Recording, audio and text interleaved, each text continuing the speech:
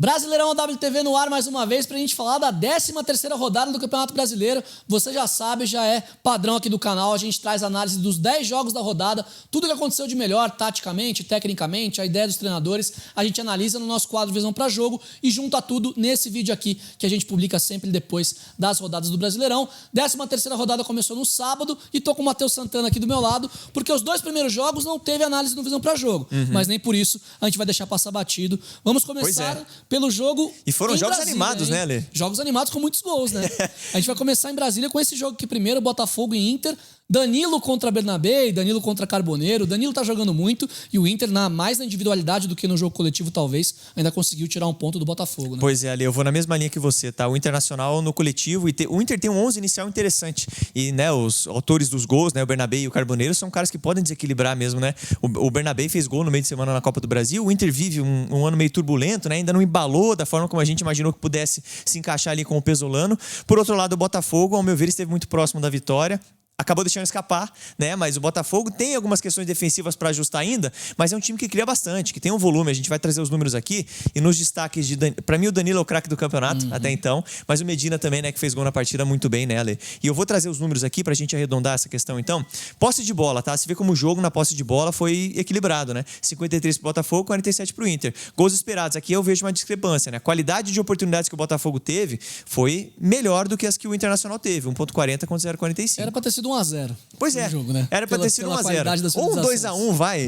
Vamos arredondar pra cima, tá, Ali? Vai, um 2-1, vai. Seria mais justo com a qualidade das oportunidades que as equipes criaram. Botafogo merecia mais a vitória do que o Internacional. Merecia mais a vitória do que o Ficou bem claro Internacional. pra quem assistiu o jogo, né? Perfeito. E aí passa no terço final, né? 47 do Botafogo contra 43 do Internacional. As equipes não conseguiram entrar tanto assim no terço final e trocar muitos passes. Mas realmente um jogo muito objetivo das duas equipes também, né? Finalizações 16 do Botafogo contra 8, né? O dobro, né? O Botafogo finalizou bem mais do que o Internacional.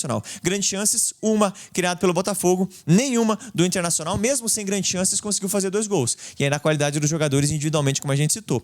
Defesas do goleiro, 2 defesas do goleiro do Botafogo, 5 defesas do goleiro do Internacional. Então você vê como foi exigido, né, o Internacional defensivamente e como de repente esse empate em 2-2 ficou muito melhor pro Colorado, né? Ficou melhor pro Colorado, acompanhei esse jogo, né? Assisti com bastante calma no sábado. O primeiro jogo da rodada, né? Tinha alguns jogos ali 6:30, mas me pareceu que o Inter saiu no lucro mesmo, porque o Botafogo fez uma partida para ganhar os 3 pontos, acabou não conseguindo, né? O Carboneiro, para mim, é um jogadoraço, eu gosto muito dele, e ele na transição é um cara que faz muita diferença. O Inter acha o primeiro gol, né, com o Carboneiro, depois até melhora um pouquinho depois que tomou o segundo gol, consegue ter um pouco mais de volume, mas o primeiro gol do Inter, que colocou o Internacional no jogo de novo, depois de tomar 1-0, é com o Carboneiro fazendo o gol e conseguindo, de novo, num contra-ataque, ser uma peça fundamental. Vamos pro próximo jogo, Matheus? Vamos nessa, porque também foi bem movimentado, né? Inclusive teve o time visitante fazendo 2-0 e depois o time mandante, que é o Bahia, conseguindo empatar, né? Parecia que o Santos ia ganhar, né? Ia sair um pouquinho lá de baixo, parecia. O Santos acumulou um ponto só, entrou na zona de rebaixamento, inclusive, né? Com resultados dos adversários. Acabaram, inclusive, o Corinthians, por exemplo, ganhou. Tava na ZR, saiu. E o Santos ocupa agora a 17ª colocação.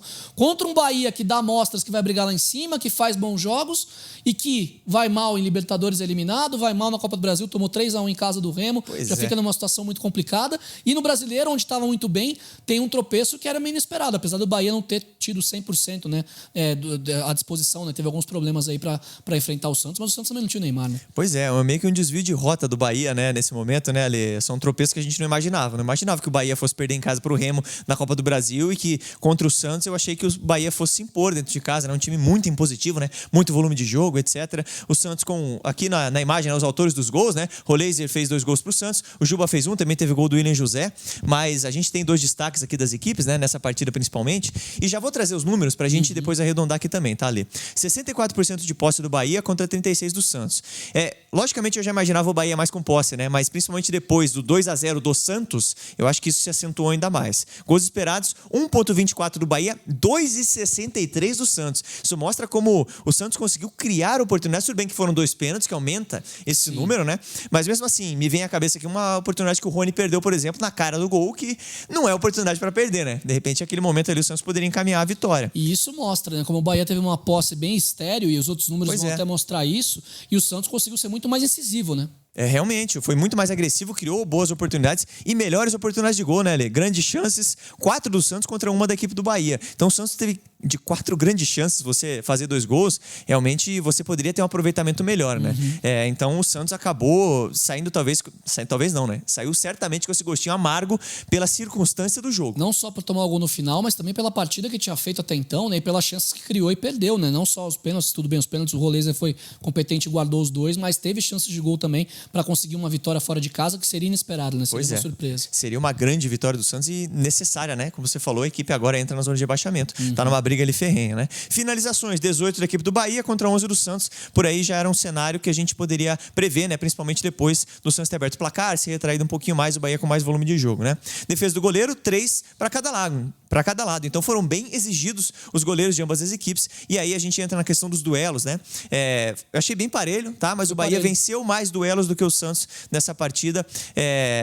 Acho que no final das contas, Ale, o empate é mais favorável ao Bahia, apesar do Bahia, dentro de casa, ter a obrigação de vencer e ser o time que a gente esperasse vencer. Sim. Mas o Santos realmente jogou, abriu 2-0, teve a oportunidade de fazer, de repente, o terceiro matar o jogo, não conseguiu, acabou tomando um empate na reta final da partida. Você traz uma análise aqui dos 2 jogos, só a gente mostrando os números, né? A gente não fez, como eu disse, quadro de análise do nosso Visão para Jogo sobre esses 2 jogos, mas fez dos próximos 8. Isso. E logo de cara tem um Remo e Cruzeiro que teve um cara aqui que tá por aqui que participou, né, Matheus Santana? Pois é. Quem é essa análise? Essa análise, na verdade, é minha, Ale, mas é a apresentação de William Boss, que está aqui no estúdio com a gente. Tá aqui no estúdio. Eu queria dizer assim, você fez também a análise de Remo e Santos. Exatamente. E vai trazer pra galera agora os detalhes. Perfeito, né? Um jogo que o Cruzeiro conseguiu fazer o que dava. O Bainão realmente não é um campo dos melhores, né, para as duas equipes. O Remo, um time muito competitivo, né, vende caro os momentos em que não pontua, mas foi um jogo que o Cruzeiro foi cirúrgico para fazer 1-0 no brilho de Kenny Arroyo, tá, Ale? Maravilha, você vai ver isso agora, porque a gente fez Visão para Jogo, vai entrar aqui agora no vídeo, mas antes dá uma moral pra gente, deixa o like, compartilha o vídeo com os amigos,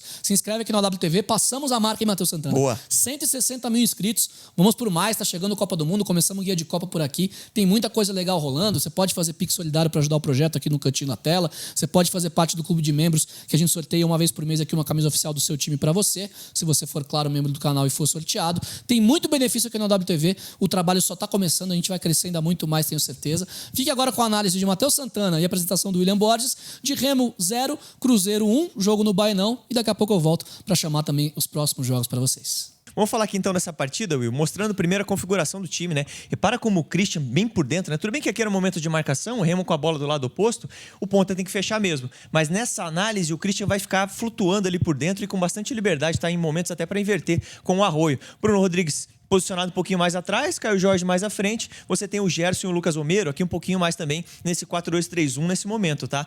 E repara como o Remo vai tentar sair jogando, o Cruzeiro com uma marcação encaixada, o Cauã Moraes salta, quem rouba aqui na verdade a bola é o Lucas Romero, mas o Cauã Moraes salta e ele ganharia a jogada do jogador do Remo, a imagem não tá tão nítida assim, mas ele tá na frente do jogador do Remo. Aqui você tem o Jonathan Jesus, também o João Marcelo e aí o Kaique aqui pelo lado esquerdo, né? A defensiva do Cruzeiro postada. O Lucas Romero recupera a bola, acelera, a jogada com o Bruno Rodrigues, ela fica realmente, talvez não tão técnica, né? Ele não é um cara tão cerebral quanto o Matheus Pereira, mas a partir do momento que ele toca essa bola, ele já infiltra na última linha. Então você ganha mais volume ofensivo, né? Mas, se bem que o Matheus Pereira também faz isso, tá? Né? O Matheus Pereira entrega demais, né? Mas ele organiza mais o jogo, né? O Exatamente. Bruno Rodrigues já tem esse objetivo de atacar mais mesmo. Perfeito. E aí o Remo, nesse momento, num 4-4-2, o Cruzeiro vai balançar essa jogada e vai tentar, né, explorar um pouco dos espaços que vão surgir no campo. O Gerson é um cara que dá muito passo para frente, né? Repara que nesse momento até você tem o Christian se aproximando, mas de novo é o Arroyo dessa vez, ó. Repara como o Arroyo saiu da ponta direita para vir por dentro. O Gerson agora é o cara na base da jogada. Você tem 1, 2, 3, 4, 5, 6, 7 jogadores subindo. Ou seja, o Kaique se mandou, Christian veio por dentro. Você tem os dois atacantes, Caio Jorge e Bruno Rodrigues. E você tem também o Cauã Moraes nesse momento subindo os bastante. Dois pontas por dentro e os dois laterais na amplitude. Bem espetados, né? É. Perfeito, viu? E aí essa bola vai no Kaique Bruno, que vai levantar a cabeça, e o Kaique Bruno é um cara muito bom no apoio, né? Vai fazer um cruzamento interessante, a defensiva do Remo não vai conseguir levar vantagem, e aqui é a diferença de você ter o Bruno Rodrigues mais posicionado na área, né? Você tem um cara que consegue te entregar um pouco mais de finalização. Aqui foi uma oportunidade muito clara que o Marcelo Rangel saiu muito bem, cara, senão o Bruno Rodrigues certamente faria esse gol, tá? Mas para mostrar a construção de jogo do Cruzeiro, num campo realmente que desafiou, não é tanto para toquinho, mas um time bem objetivo. E mostrando os 5, 6 caras na última linha, que é hábito do Cruzeiro, do Arthur Jorge. Perfeito, cara. E assim, muito volume mesmo, né? Você deixa uma defesa completamente desconfortável da equipe do Remo. Aqui eu quero mostrar mais uma vez o Christian, né? Talvez ele deveria estar posicionado mais como ponta esquerda, mas ele tem liberdade e característica também para vir por dentro, cara. Tá por ali. Aqui você tem Bruno Rodrigues e o Caio Jorge. Você tem também o Arroyo ali pelo lado oposto, né? Então você tem os 4 jogadores mais de ataque ali envolvidos na jogada. Um toque de calcanhar muito bem feito pelo Bruno Rodrigues. E aí ele deu uma assistência, né, pro gol do Arroyo. E aqui é a hora do Mano, né? Hora do Mano, mesmo com 2 jogadores ali na frente dele, tem um terceiro chegando, ele vai pro individual para finalizar no gol. Belíssimo gol, tá? Em poucos toques, Will. Repara como o Cruzeiro foi objetivo e fez um golaço, tá? Um belíssimo gol. Cenário complicado, realmente o jogo não estava proporcionando tanto jogo tocado, assim, aproximado, aquela manutenção da posse, em muitos momentos ficava um perde-ganha. Nessa jogada um perde-ganha, que eu até cortei o começo, mas o Cruzeiro rebate a bola, o Remo devolve, e aí o Gerson chega para antecipar e entrega uma leitura de jogo também muito boa, né? Mesmo num campo que não favorece tanto, ele consegue na leitura ali levar vantagem. Você tem o Lucas Romero e também o Gerson, aqui você já tem o Wanderson, tá? Na partida, de novo, né? Fazendo esse movimento de fora para dentro, para finalizar uma jogada e tentando uma finalização de média distância, né? Tudo bem, tava uma situação boa até para finalizar, uma bela finalização, o Rangel vai bem na jogada.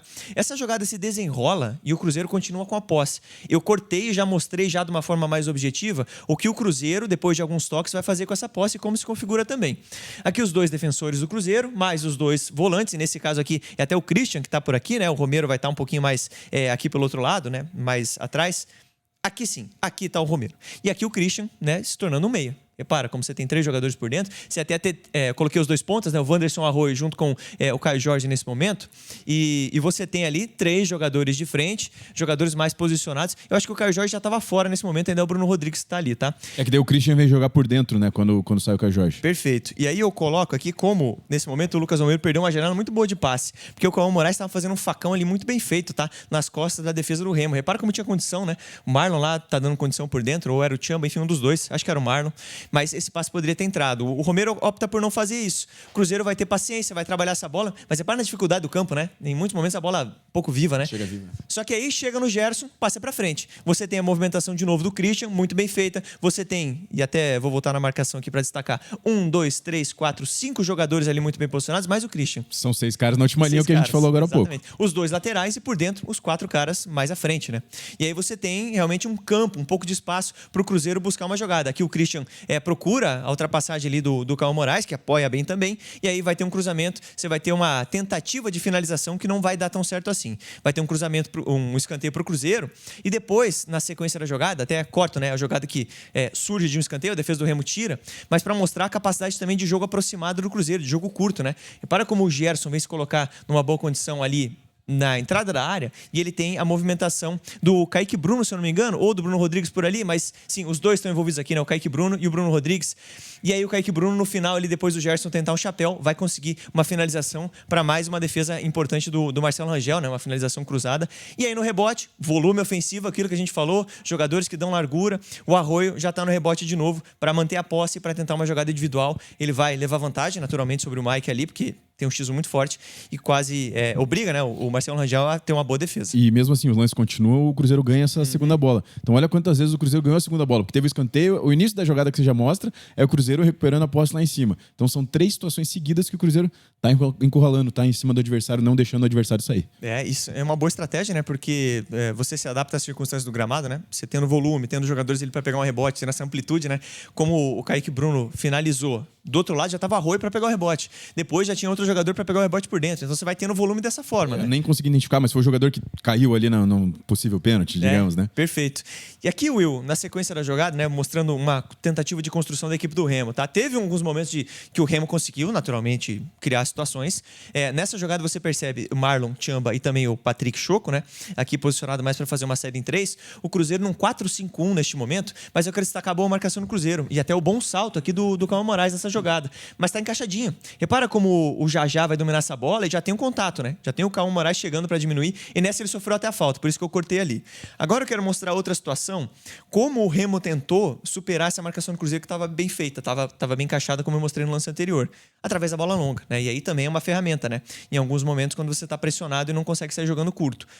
O Tchamba faz um lançamento longo e consegue colocar o Manga numa situação de mano ali, e tudo bem, tinha uma cobertura ali, o Jonathan Jesus chegando, mas uma finalização perigosa, e o Remo tentou dessa forma. E o lance que fecha a nossa análise, Will, para carimbar uma atuação segura do Cruzeiro, tá? Num sítio bem difícil, né? Num campo bem difícil.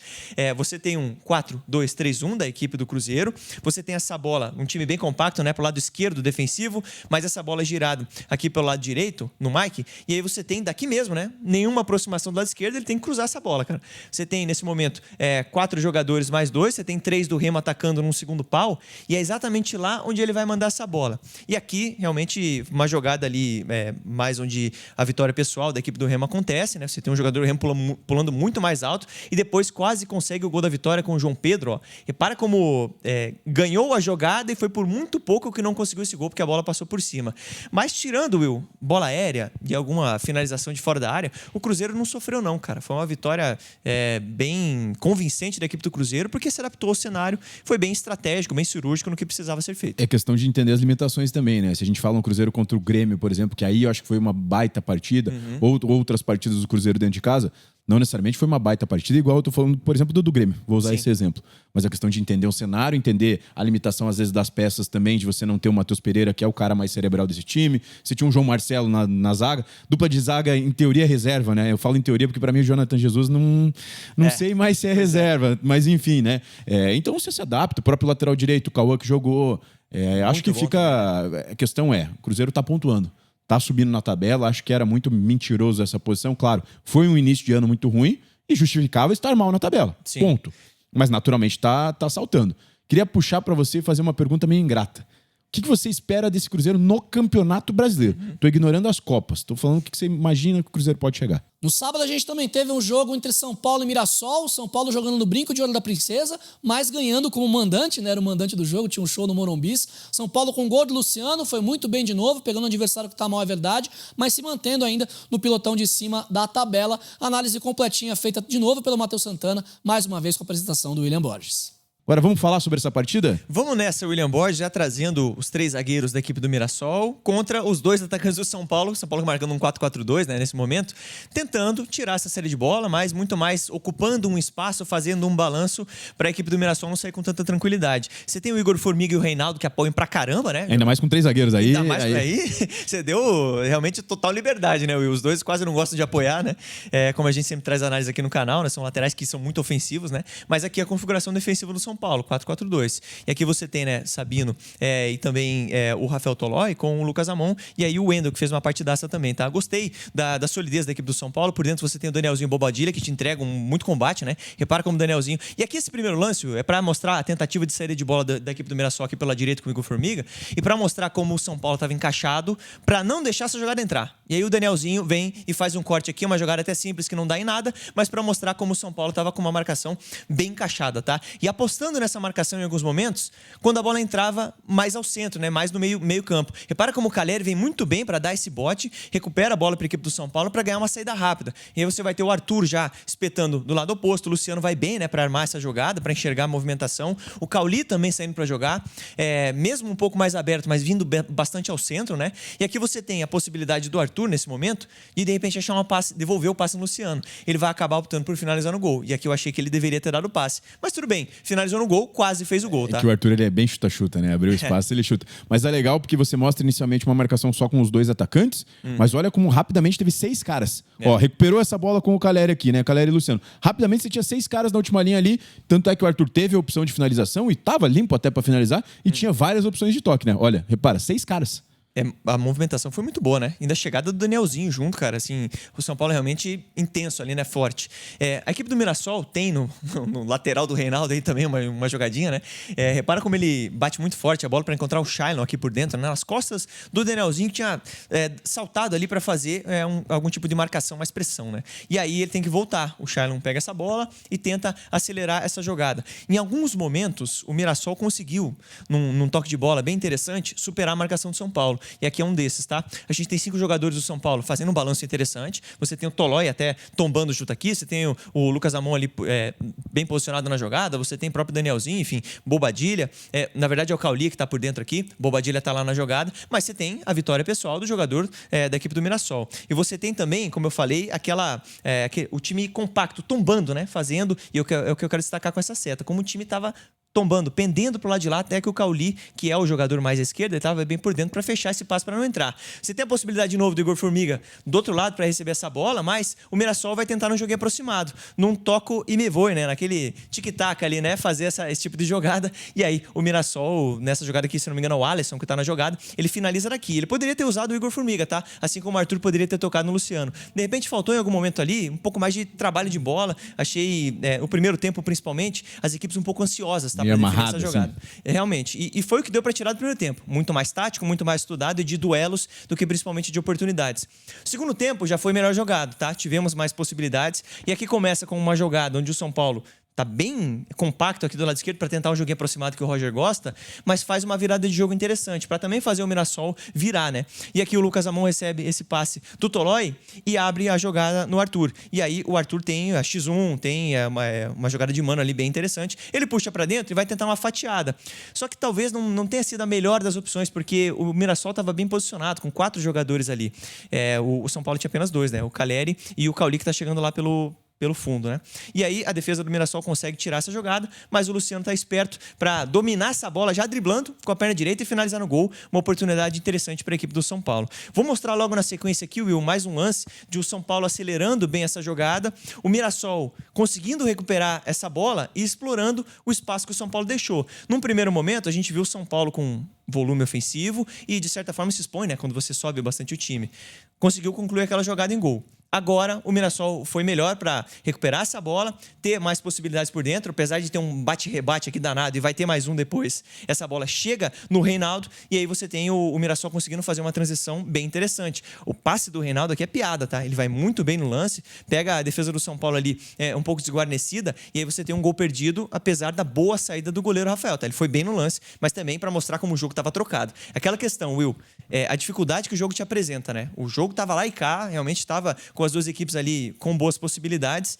E o São Paulo conseguiu desbloquear esse jogo através de uma boa subida do Wendel, uma boa jogada ali, se eu não me engano, com o Bobadilha, que tá ali pelo lado esquerdo, tá? Você vê como o Wendel toca essa bola e vai ultrapassar. Ele tem essa vocação ofensiva, né? Ele tem esse jogo ofensivo e ele vai ao fundo, faz um cruzamento interessante, destaca o Luciano, que estava bem marcado no começo da jogada. Tem bastante jogador de Mirassol, né? Exatamente, muita gente ali e ele consegue se desvencilhar da marcação num espaço curto, subir e cabecear muito bem. E é um cara que sabe fazer gol, né? Esse cabeceio dele aí é realmente coisa de quem sabe fazer gol. E o legal é que você cabeceou junto aqui, né? Você fez um movimento junto. Eu já fui junto aqui no movimento, né, cara? Enfim, você que é um cara centroavante que devia ter ido junto também, tá, Wilson? Você sabe fazer gol. Vamos lá, mostrar mais um lance aqui da equipe do São Paulo, mais defensivo, né? Mas para mostrar como, principalmente depois do gol, que saiu até meio tarde na partida, o São Paulo conseguiu controlar o jogo, mas mesmo assim o Mirassol, através de uma jogada um pouco mais direta, conseguiu criar algumas situações, tá? Eu vou destacar essa jogada, onde o José Aldo, se eu não me engano, que está na jogada aqui, primeiro era o William Machado, né, que estava com a bola, ele pega essa bola, o São Paulo totalmente bem posicionado, você tinha até o Luan já em campo aqui, repara como ele vai buscar essa fatiada para tentar colocar na bagunça ali mesmo, né? E aí você tem um pequeno desencaixe aqui nas costas pelo lado esquerdo, né? Nem é o Wendel que estava na jogada, ele está mais à frente. Mas o jogador do Mirassol consegue criar uma oportunidade assim. Vai cabecear para o meio e o Tiquinho perde um lance muito claro, né? Deu um pouquinho de azar, a bola bateu e subiu, né? Mas foi uma situação que mostra como o jogo foi difícil, como o Mirassol também esteve na partida e como essa vitória foi suada, tá, Will? Mas eu achei que o São Paulo, num geral, se comportou bem. A falha do lance, eu acho que é muito do Lua também não diminuiu o José Aldo no lançamento. E as costas, acho que era do Wendel, né? Que daí você tem a situação. Aí a finalização do Tiquinho já é todo desorganizado, que você já tá bagunçado por série de compensações.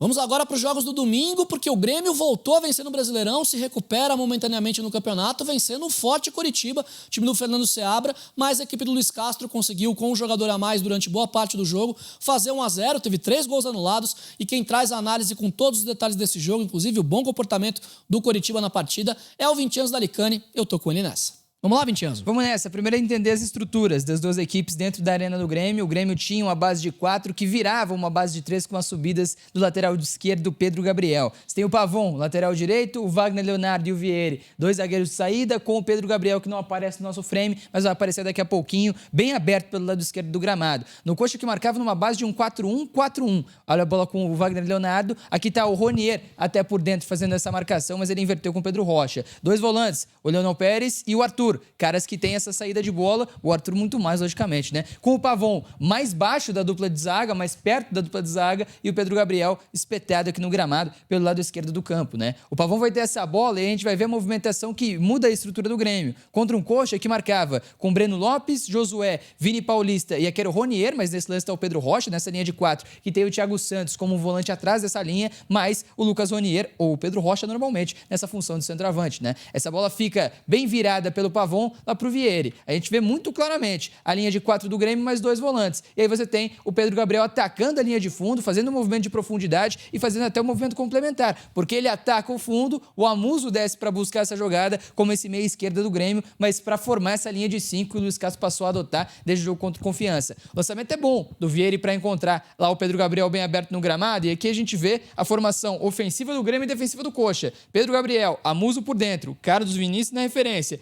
com o Mac livre para movimentar da direita para dentro e o enamorado como um ala, com o Coxa que marcava com Tinga, Jaci, Maicon e Bruno Melo, mais o Thiago Santos à frente dessa linha de zaga. E era um Coritiba que tinha um trabalho defensivo bem feito, tanto que o Pedro Gabriel vai para cima do Tinga, consegue o cruzamento, mas dentro da área em que a bola vai, 2 jogadores apenas do Grêmio para 4 jogadores do Coxa. Aqui o Carlos Vinícius até sobe, mas sobe com a marcação do Maicon, sobe com a marcação do Bruno Melo e não consegue cabecear pro gol essa bola. Agora a estrutura do Coxa, que quando tinha a bola, tinha uma base de 4, 3 jogadores de meio campo, mais 3 jogadores na frente. O Coxa com, lá do lado direito, o Tinga, o Jaci, o Maicon e o Bruno Melo. Isso causa até uma subida de pressão do enamorado que não foi exatamente a melhor, porque ele livrou o Bruno Melo com o Thiago Santos, que estava sendo marcado nesse momento pelo Leonel Pérez, né? Essa bola é boa do Maicon para encontrar o Bruno Melo pelo lado esquerdo com o enamorado atrasado. No centro do campo, você tinha vantagem ao Coxa, porque 3 jogadores, Thiago Santos, Josué e Vini Paulista, a serem marcados por 2 jogadores do Grêmio. Você tinha homens livres, tinha a capacidade de encontrar o jogador livre nesse momento. O passe vem para dentro. Na última linha, o Grêmio tinha a vantagem numérica. 4 jogadores para 3 do Coxa. Os 2 pontas, o Breno Lopes e o Ronier, com o Pedro Rocha avançado mais à frente nesse 4-3-3 do Coritiba. O Josué domina, vai ter a falta marcada pelo Leonel Pérez, mas se liga. Se ele gira e consegue ter vantagem, o Vini Paulista teria liberdade. Eu acelero porque é o mesmo lance, é a sequência do lance. Agora a gente vê o Coritiba espetando os laterais. O Tinga passou pelo lado direito, você tem o Ronier por dentro, como esse meia-direita, como esse ponta-direita que vem para dentro. O Bruno Melo tá espetado pela esquerda, então o Breno Lopes é o ponta-esquerda que vem para dentro, com o Pedro Rocha na referência, e o Vini Paulista vinha formar uma linha de 6. Coritiba colocava 6 caras na última linha e tinha Josué e Thiago Santos como 2 caras de armação. E na teoria, o volante é o Vini Paulista, mas era quem ia mais à última linha, pro Josué ficar um pouquinho mais. O passe fica com o Tinga, dentro da grande área você tem vantagem pro Grêmio, né? 4 jogadores gremistas para apenas 2 do Coritiba, o Pedro Rocha e o Breno Lopes. Vai ter até o cruzamento, na verdade não vai, porque o Tinga vê essa situação e não cruza. Aqui você tem o Ronier marcado pelo Amuso, que é uma situação de vantagem pro jogador de ataque que tem qualidade, ele vai até passar, mas a zaga do Grêmio afasta com o Arthur. Bola fica viva, fica com o Vini Paulista, quebra a jogada com o Tinga. Olha como é inteligente o Ronier.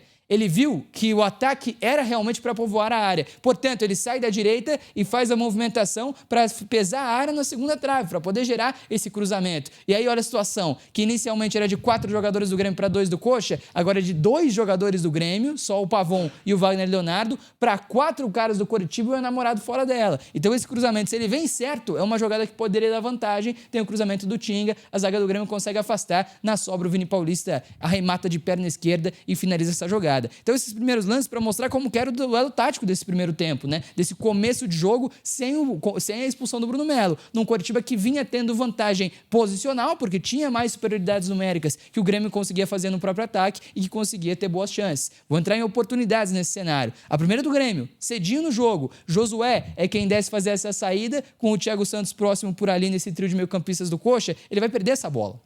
E foi um Coritiba que teve muita dificuldade contra o Santos em sustentar essa posse de bola no pé. O Grêmio consegue ganhar com o enamorado. Aciona o Gabriel Mac, que corta para dentro, bem marcado mesmo assim pelos jogadores do Coxa, ele finaliza, a bola vai para fora. Novamente, né? Olha o Coritiba defendendo o funil, que interessante. O funil é esse aqui, essa área na frente do gol, que não é exatamente toda a área, mas da linha da pequena área até a linha da área. E é como os times que se defendem bem tentam povoar. O Coritiba tem a linha de zaga, Bruno Melo, Maicon Jaci e Lautinga com o Thiago Santos. volantes, os 5 caras que marcavam. Contra 3 apenas o Grêmio nessa bola alçada na área. Vai da Coritiba, essa bola vai ficar com o Coxa. E aí a transição do Coxa é interessante demais. Já falei aqui, é o time que melhor contra-ataca no futebol brasileiro. O Breno Lopes e o Pedro Rocha pressionam o portador da bola, que erra, e aí você tem um ataque em velocidade. Isso é chance clara, tá? A bola é com o Breno Lopes, que consegue ter uma possibilidade de arremate de perna esquerda. Se ele finaliza aí, ele tem a batida cruzada. O Wagner Leonardo vai muito bem, e o Breno Lopes finaliza muito mal, né? Ele pega muito mal na bola. E foi tiro de meta, tá? O Lopes pegou de tornozelo nessa bola e acabou não conseguindo fazer o gol. Isso é um problema do Breno, né? É um cara que realmente tem muita velocidade, chega muito bem na linha de fundo, mas na hora de finalizar a jogada, ele tem pecado em alguns momentos, apesar de ser um dos melhores jogadores do Coxa no Então, e tem campeonato. feito alguns golzinhos até, mas ele tem perdido chances assim claras mesmo nos contra-ataques nos últimos jogos também. Exatamente. Mais uma vez a gente vai ver a formação de uma linha de 6 no ataque do Coxa. Se liga,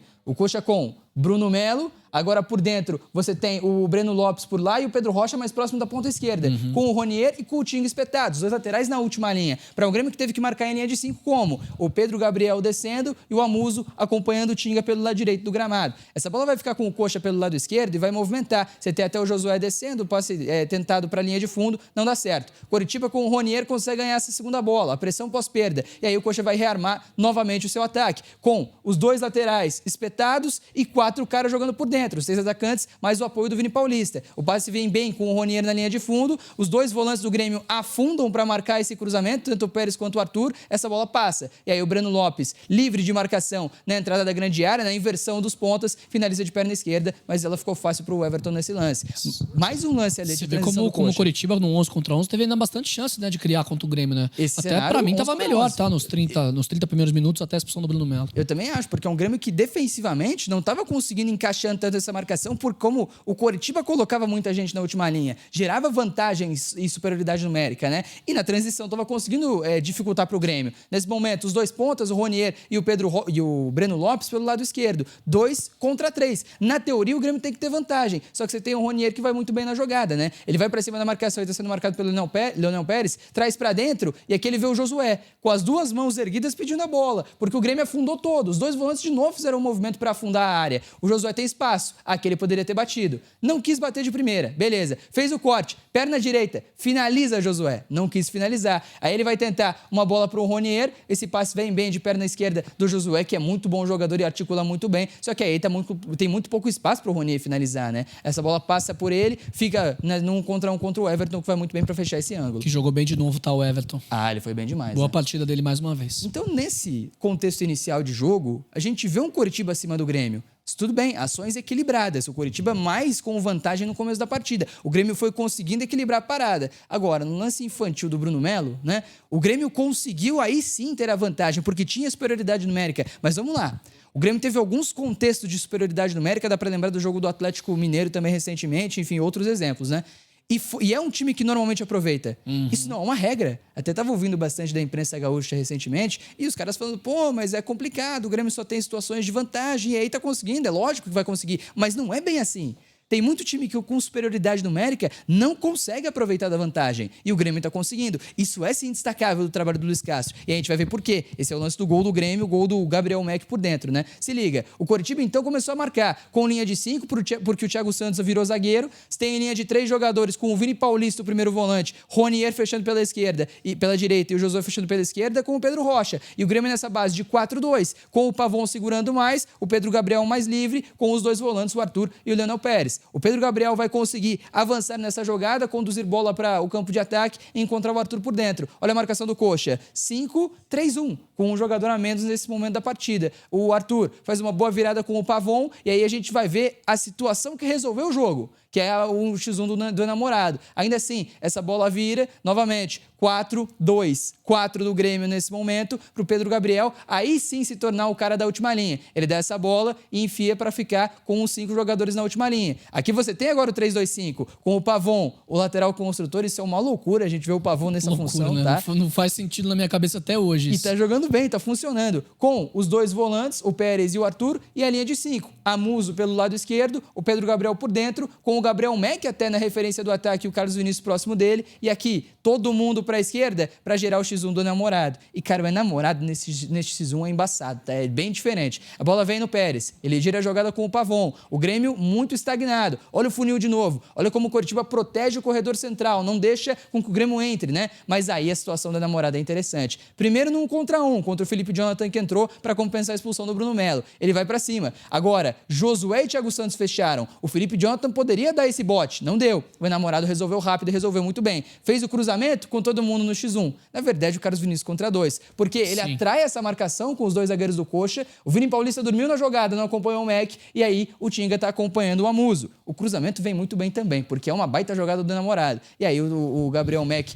muito bem de perna esquerda. Qualidade técnica, né? É uma finalização difícil de dar. A bola estava em cima do corpo dele, Vinícius. Exatamente, cara. É uma chapada complicada. E aí ele comemora, né, com a sua comemoração tradicional pelo Grêmio. Então, assim, é um lance difícil. Você tem dois caras tecnicamente muito bem nessa jogada para essa jogada sair. Primeiro é Namorado para passar fácil pelo Felipe Jonathan, e a finalização do Gabriel Mack é um absurdo. É um cara com um talento interessante demais. Se continuar evoluindo fisicamente como está, é um cara que vai virar titular. Já virou, né? Titular do Grêmio e vai virar um protagonista nesse Grêmio logo logo. O Grêmio ganhou mais uma peça para essa rotação, pelo menos do Luiz Castro, um jogador que é muito interessante. Que bom que ele tá vingando no profissional, porque na base ele já fazia estrago, seleção brasileira de base também.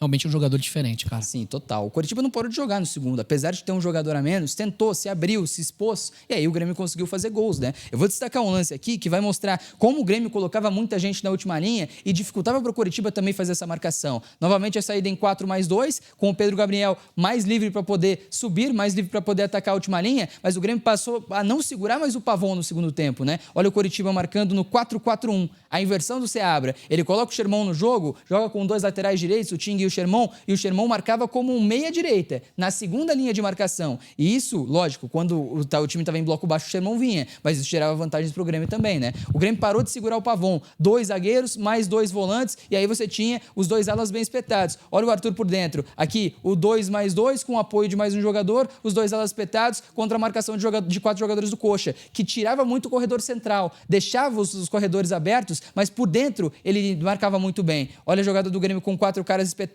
o Sherman vai acompanhar nesse momento para a bola não entrar no Amuso pelo lado esquerdo, e aí a bola não entra, o Pedro Gabriel não dá o passe. Essa bola vai rodar, vai vir da esquerda e vai vir lá para o lado direito do campo. Pedro Gabriel lá na última linha, a virada é boa, e aí você tem TT e Pavon. E o Pavon livre agora para atacar pelo lado direito, vai bem. Nessa situação de contra, ele consegue de novo gerar vantagem para o Grêmio. Os volantes atacando a área para preencher a área do Coritiba, que estava marcando agora com 5 caras, mas o Pavon vai muito bem. Traz para dentro, vê o Amuso livre de marcação dentro da grande área. O Coritiba protegia, mas nesse momento afundou e deixou o Amuso com espaço. Ele passa pelo Jaci, que tenta até se jogar na bola e não consegue porque o Amuso vai bem. Tem uma situação clara de finalização, a bola pega na marcação e sai em escanteio para o Grêmio. Mas assim, é um Grêmio que conseguia ter muitas vantagens contra o Coritiba, não por nada conseguiu fazer 3 gols no segundo tempo anulados, né? Ainda assim, conseguiu aproveitar de vantagens, mas o último ponto dessa análise não é ofensivo, é defensivo, porque o Coxa se destaca no Brasileiro por ser um time de transição. Sim. E o Grêmio encaixou a pressão pós-perda desde o início do jogo para evitar isso é muito interessante. Se liga, jogada pelo lado direito com o Enamorado, vai fazer o cruzamento, o Coxa vai afastar. Se liga, não era nem o Enamorado, era o Pavon, né? O Enamorado salta para tentar disputar essa bola, o Felipe Jonathan consegue dar esse corte para frente. Olha como o Leonel Pérez já está em cima, já está mordendo, pressionando para não deixar essa bola sair daqui. Ele faz a jogada, retoma a bola, a arbitragem para o jogo. Não se pode pressionar no Brasil, né? De novo, o Grêmio posicionado, Coritiba consegue retomar. Olha como o Enamorado não para de tentar disputar, faz a pressão pós-perda, o Coxa tenta, salta o Noriega, ganha a jogada, novamente o Grêmio vai retomar a bola. Novamente a falta foi marcada. É complicado, Ale. Não dá pra pressionar no futebol brasileiro. No reencontro de Fernando Diniz contra seu ex-time, deu Corinthians. O Corinthians com o Diniz não tomou gol ainda, 6 jogos sem tomar gol, uma sequência que o Corinthians não tinha há 11 anos. O Diniz tá demais, mas o trabalho é muito mais do que só defensivo, tá? O time tem a cara do Diniz, sim, e é isso que eu trago na análise que eu vou fazer aqui agora pra vocês, com a apresentação do Matheus Santana. Vamos começar então mostrando um Corinthians que foi muito com cara do Diniz no primeiro tempo. Um time que criava com o Alan como um primeiro volante, muitas vezes vindo no meio dos zagueiros. O Ranieri não tá na imagem, porque o Ranieri foi lateral direito mesmo, tá? Às vezes vinha aqui como um terceiro, mas muito raro. Ele era o cara que abria o campo, por vezes vinha para dentro para ajudar os volantes da marcação, principalmente da marcação-pressão do Corinthians, que tinha o André como outro volante e o Garro, esse meia com liberdade, né? Aqui ele tá na linha dos volantes com o André, mas é um meia que pode vir, ajudar a armar o time, e a gente vai mostrar isso. Já tá numa espécie de Coutinho, Ale? Já tá. O que o Coutinho fazia no Vasco é o que o Garro faz no Corinthians. Tem a liberdade para vir armar o time, é o cara mais técnico, mais uma assistência de letra agora, baita golaço do Corinthians, a gente vai mostrar aqui também na análise. Mas a questão é entender a movimentação do Garro, como ele é o cara responsável por chegar próximo dos jogadores de defesa para criar. E aqui é um outro ponto, ó. Matheus Bidu abrindo o campo, o Ranieri não tá na imagem, tá abrindo o campo pelo outro lado, e o Bidon, em tese, o meia-direita do Corinthians, né? Num 4-2-3-1, o Bidon é o cara mais à direita, mas também vindo do lado da bola, também um meia com bastante capacidade de criação, chegando mais próximo da bola. E aí é dinizismo puro, né? Muitos jogadores do lado da construção do time. A bola vai entrar, mas antes eu quero mostrar o Vasco, tá? Que teve o David como atacante, o Brenner, também atacante, jogou como uma espécie de atacante pela direita, né? Vinha na linha de 4 meio-campistas fechar pelo lado do campo, o Andrés Gomes, o outro ponta, fechava pelo outro lado, com o Thiago Mendes e Cauã Barros mais defensivos e o Tietê como esse volante, esse terceiro volante que tinha mais liberdade para sair e para ajudar o Vasco nessa marcação um pouco mais alta. Então, era um 4-4-2 com o Tietê como meia mais por dentro, mais à frente e os dois pontas fechando na linha do meio-campistas. Agora é interessante, porque eu destaquei o Bidon, o Bidu e o Bidon com liberdade. Olha esse Corinthians, o Garro agora já saltou, o Alan já saiu um pouquinho, desculpa, que é o Bidu, né? É o Bidon. Já veio Bidon, aqui. Perfeito. O Bidon já tava lá na frente e já voltou. Eles inverteram, né? O Garro, que estava aqui atrás, já subiu. O Bidon, que era o meia-direita, de tese, veio pro lado. Olha o Corinthians todo concentrado do lado. E eu nem tô colocando o Alan e o Gustavo Henrique aqui no frame, tá? Sim. Na marcação, né? Estão no frame, mas não na marcação. O Corinthians tem 5 jogadores do lado da bola para tentar construir essa jogada curta, para tentar chegar ao campo de ataque com bola de pé em pé, que é o que o Diniz gosta. Tem campo pro Bidon carregar, o Vitinho tá por dentro como um ponto esquerda, vem para dentro e o Bidu abre o campo pela esquerda. Você já gera uma situação numa jogada no 2 contra 2. 2 jogadores do Vasco vão na bola, gera um espaço para o Vitinho entre linhas para dominar essa bola. E aí você tem de novo uma compensação de 2 do Vasco para ir no portador da bola e o Garro já está livre. Olha o Corinthians em linha de 5 no ataque. O Ranieri é o lateral direito, vai espetar pelo lado direito, até porque o Breno Bidon tem uma capacidade de criação e uma responsabilidade por dentro que vai abrir o corredor pro lateral, que não tinha o Mateuzinho, era o Ranieri, foi muito bem na partida, inclusive, é o cara da linha de 5. Só que o Ranieri não tem essa vocação ofensiva toda, né? Quando o Yuri domina, olha o espaço que o Ranieri tem para atacar. Ele poderia ter ido mais já, né? E agora ele vai. Ele tá livre para receber essa bola. Só que o Alan opta pela jogada errada, ao meu ver, tenta uma finalização e acaba perdendo o gol. Mas o Ranieri estava livre, né? Como um ponta direita nessa linha de 5 do ataque. O Bidu e o Ranieri, os dois laterais do time, na linha de 5, depois que o Corinthians consegue invadir o campo de ataque para poder finalizar a jogada, como o Diniz gosta. Quem fala que não tem a cara do Diniz não tá olhando para dentro do campo. Pois é, e legal a movimentação nessa troca de posições, né? A gente vê que o Diniz gosta muito de ter jogadores compactos juntos ali, né? Para valorizar a bola e ter uma saída rápida. A gente já viu isso nesse lance. Eu achei que o Ranieri ficou um pouco tímido ali, né? Naquele momento ali, o Ranieri não... Se fosse o Mateuzinho, certamente iria espetar, né? Já estaria lá para receber. Mas o Ranieri ficou meio tímido. Talvez o Alan tivesse visto e desse o passe, né? Pois é. Porque o Mateuzinho tem essa vocação. O Ranieri não tem, acho que estava segurando ele no começo do jogo ainda. O Ranieri não estava com tanta liberdade ainda. Mas muito bem construída a jogada, né? Muito bem construída. De novo, de pé em pé com muita gente do lado do setor da bola. Mais dinizismo que isso não existe. É o jeito que o Diniz gosta de jogar e tem o Breno Bidon como um meia pela direita com capacidade para fazer isso por dentro, né? Então ele ganha mais jogadores com qualidade técnica por dentro. Ainda no primeiro tempo, ainda no 11 contra 11, depois a gente vai para a segunda etapa e mostra uma tentativa de pressão do Vasco. O Vasco fazia uma saída de 3, o Cauã Barros se tornava esse volante entre os dois zagueiros, o Saldívio e o Robert Renan, e aí você tinha Thiago Mendes e Tietê vindo nessa linha. Era o jeito que o Diniz jogava no Vasco, tá? O Renato tá imitando a forma de dizer, né? Mas manteve o padrão que o Vasco vinha utilizando desde que ele assumiu. O Vasco manteve esse sistema. Com o Corinthians que saltava com 3 jogadores, com o Roberto, com o Garro e com o André podendo saltar também quando essa pressão do Corinthians, o Corinthians tentava fazer essa pressão. Quando o Barros sai para virar um volante, o Saldívia vê. O Garro não vai acompanhar. Pode gerar uma situação pro Vasco, mas olha o passo do Saldívia. Brincadeira, né? O Bidu acaba retomando essa bola, consegue recuperar. Tava esperto, né? Tava esperto. E de novo o Corinthians, 4 jogadores muito próximos da linha da bola, por conta, o portador e mais 3, né? Por conta de uma tentativa de salto de pressão, contra 3 do Vasco marcando. Já tem superioridade no setor. Vai tentar construir essa jogada por dentro. Você já tem Garro, Breno Bidon e Yuri Alberto no entrelinhas, porque o Vasco estava saindo. A jogada não vai dar muito certo. E o Saldívia vai cortar o passe de cabeça que vinha do Garro para o Bidon. Mas, de novo, vai cortar errado. E o Corinthians já tem, ó. Olha o Bidu saindo da esquerda, vindo para dentro, e agora o Vitinho saindo da ponta, né, e vindo para fora. Fazia essa troca o tempo inteiro. E o gol vai sair assim. O torcedor do Corinthians vai ver já aqui na análise. Tenha já a jogada que você tem uma situação de 2 caras para 2 pelo lado, mas o mais importante que isso, o Vasco já está bem portado aqui na defesa. Já tem 5 jogadores, os 4 defensores, o Cauã Barros que entrou. Só tem o Yuri Alberto e o Bidon na área. O Vitinho vai muito bem na leitura. Dá o passe por baixo, só que não consegue dominar. E aí o Vasco vai ficar com a bola. E aí olha a pressão do Corinthians. O Thiago Mendes domina. O Alan, que é o primeiro volante, já salta que nem um maluco para não deixar o Thiago Mendes sair jogando. Consegue travar a primeira jogada. O Vasco vai continuar com essa posse. A bola vai sobrar aqui no Andrés Gomes. Já tem o salto aqui do Ranieri para evitar que esse passe saia. 2 jogadores atacam o portador da bola. Thiago Mendes vai tentar sair. Alan e Ranieri já estão em cima do lance de novo. Então eu quis mostrar como o Corinthians foi bem nessa pressão, como conseguiu impedir que o Vasco saísse jogando com muita tranquilidade. Teve momentos que o Vasco conseguiu quebrar essa pressão, tá? Não coloco na análise para não ficar muito extensa, mas o Corinthians naturalmente foi melhor do que o Vasco nesse tipo de situação.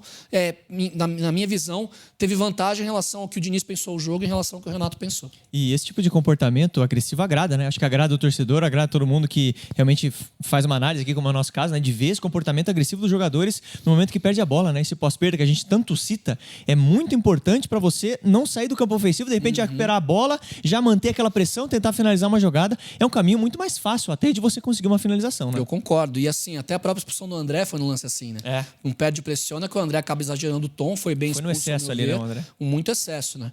Mas enfim, não tá na análise, mas é só pra pontuar. Vasco saindo com os 3 zagueiros e mais o Thiago Mendes, né? Os 3 zagueiros, porque o Cauã Barros desce nessa linha de zaga pra fazer essa linha de 3 entre os zagueiros. Olha os zagueiros bem abertos, né? Pra tentar gerar esse campo. O André já fala pro Garro, não, eu tô indo nele, ó, não precisa vir. Mesmo assim, o Garro vem, ó. Olha como o Thiago Mendes já tá fechado. Ele vai tentar um passe forçado no Andrés Gomes. Já tem 2. Já tem 2. O Corinthians marcou muito bem pressão no Vasco no primeiro tempo. Tem a roubada de bola no ataque e aí tem muita gente pra atacar essa bola, né? Olha quantos jogadores do Corinthians aqui. Num setor de 12 metros quadrados, talvez um pouco mais, 15 metros quadrados. Você tem 7 jogadores do Corinthians, todos por dentro, todos tentando encaixar uma pressão que é bem sucedida e vai gerar de novo uma situação de gol pro Corinthians. O Garro dá o passe, você já tem 3-3 na última linha, né? Aqui o lateral, o Cuiabano, que foi o titular, tentando compensar. O Vitinho acabou optando pela finalização e perde o gol. Mas mais uma jogada de pressão, né? Pressão, finalização. O caminho ficou livre ali pro Vitinho finalizar. Perfeito. Você vê que é mais uma chance que o Corinthians gerou no primeiro tempo por conta disso. E aqui o lance do gol, que não tem pressão, mas tem ideias que eu já mostrei na análise. O Corinthians aqui construindo com os 2 zagueiros, os 2 volantes, o Alan e o André em linha, Gustavo Henrique e Gabriel Paulista também. Olha o Garro. Na linha dos volantes, vindo aqui embaixo para ter liberdade para construir esse jogo de frente. O Garro vai dominar essa bola e vai ter muito tempo. O Corinthians vai ficar com a bola, o David vai ensaiar uma pressão aqui pelo lado direito. Aí olha a movimentação aqui, ó. Primeiro, o Garro dá o passe no Vitinho que está aberto. O Vitinho abriu o campo e o Bidu correu por dentro.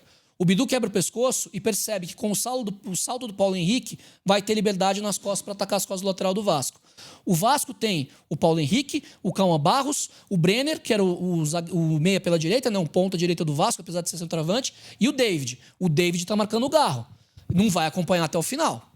O Bidu vai atacar espaço nas costas e o Garro vai atacar o espaço aqui na intermediária. Olha agora, o Vitinho tem 3 jogadores de olho nele, porque o David recompõe, mas recompõe na direita. Ganha a jogada do Paulo Henrique, que saltou. O Garro tem espaço na intermediária e o Bidu tem espaço nas costas do lateral e do volante do Vasco. O Garro vai ter uma situação de genialidade pura, né? De conseguir dar esse passe de letra para tirar a marcação do Cauã Barros. E aí o Saldívia tenta compensar o Bidu, mas já é tarde. Ele domina pro perna direita, finaliza e faz o gol do Corinthians. Mas olha como... Que belo gol, né? Como é rico o gol.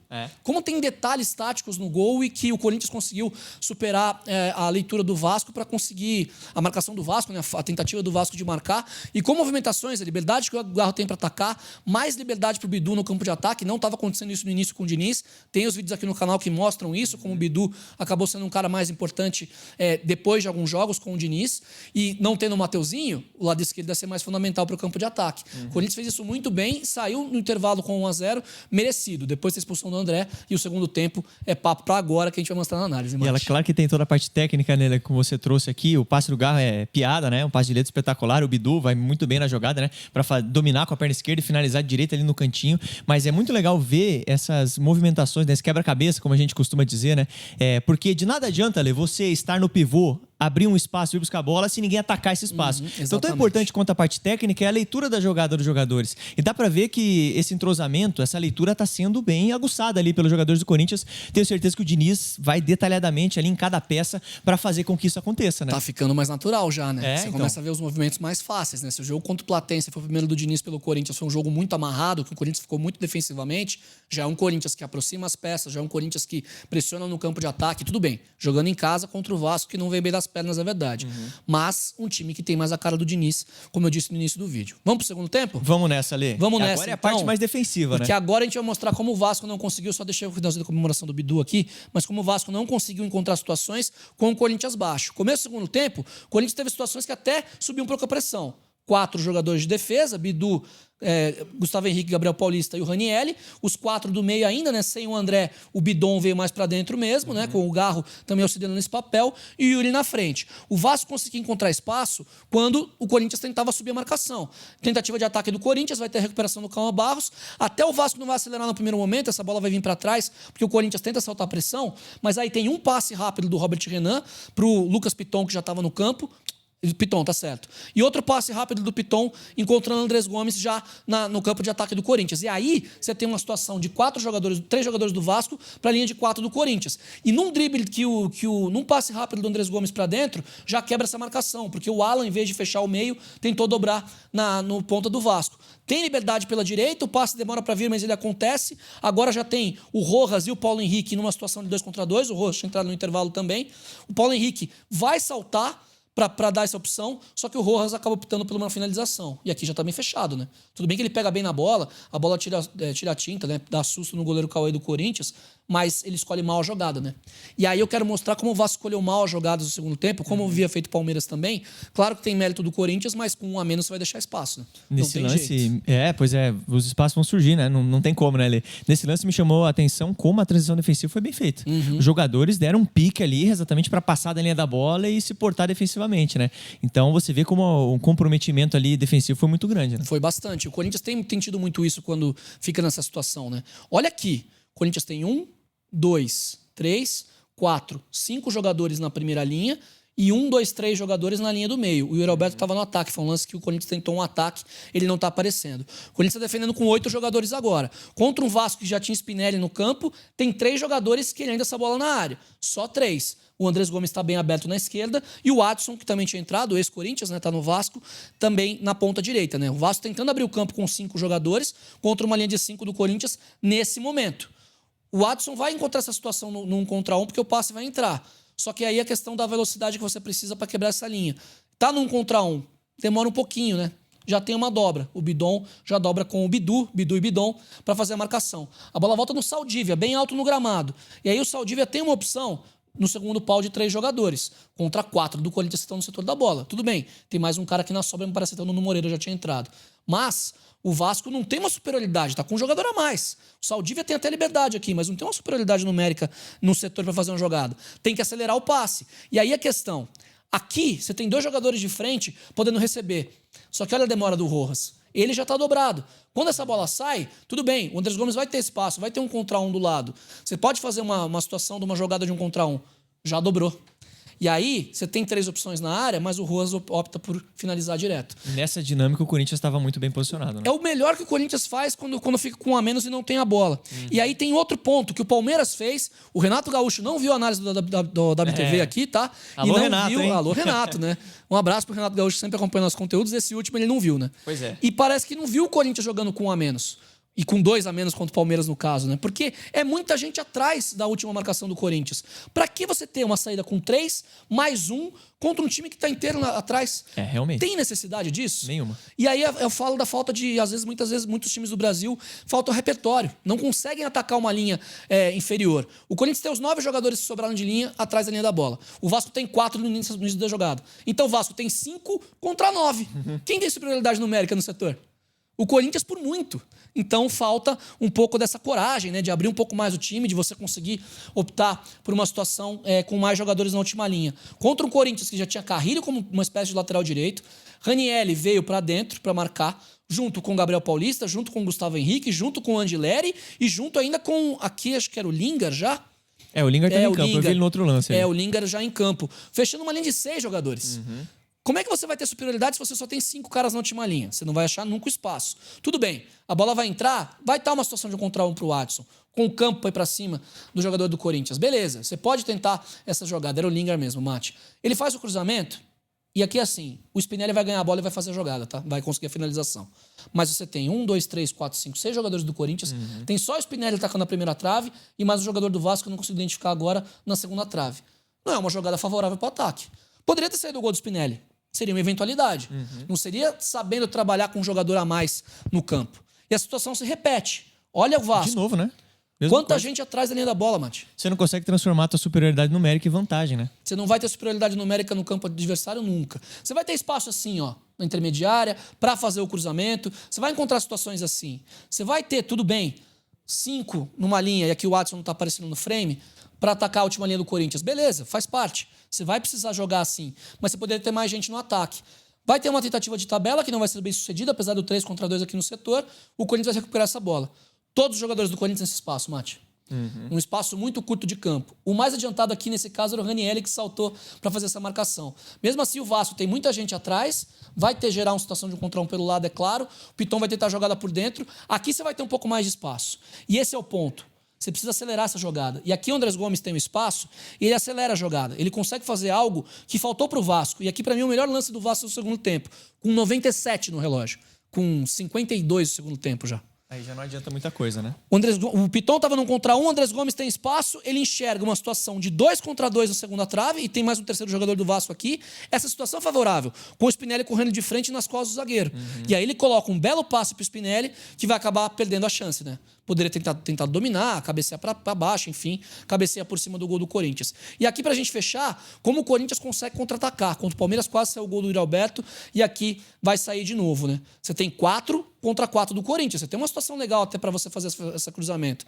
A bola vem no segundo pau, né? Tinha o Watson escondido com o Lingard, o Bidu recupera. E olha como o Corinthians, mesmo sendo muito defensivo quando tem jogadores a menos no campo, nesse caso era um só, mas tudo bem, tem força para atacar, porque Bidon gosta de fazer esse trabalho, Yuri Alberto gosta de fazer esse trabalho, e aqui vai ter a finalização do Yuri Alberto, que vai acabar indo por cima no lance que fecha a nossa análise. E o Yuri Alberto, ele levou muito a jogada pro fundo, né? Ele foi, talvez, com muita velocidade e acabou atropelando ali na condução de bola, né? Eu acho que ele foi com medo do zagueiro do Vasco travar por dentro, porque o Cauã Barros estava chegando junto dele. E aí ele quis puxar a perna esquerda para ter mais ângulo. Mas ele acabou tirando o próprio ângulo, né? Pois é. Mas é só para mostrar como o Corinthians ele tem um aspecto muito mais defensivo, principalmente, claro, quando vai ter um jogador a menos. Ao contrário, por exemplo, do Coritiba contra o Grêmio, que teve um aspecto um pouco mais ofensivo, tentou subir um pouco a sua linha. Tudo bem que são contextos, né? O Grêmio estava ganhando o jogo do Coxa, né? O Coxa estava perdendo o jogo. Aqui o Corinthians estava ganhando do Vasco. Claro que vai ser um pouco mais defensivo. Mas tenta ainda explorar um pouco do contra-ataque.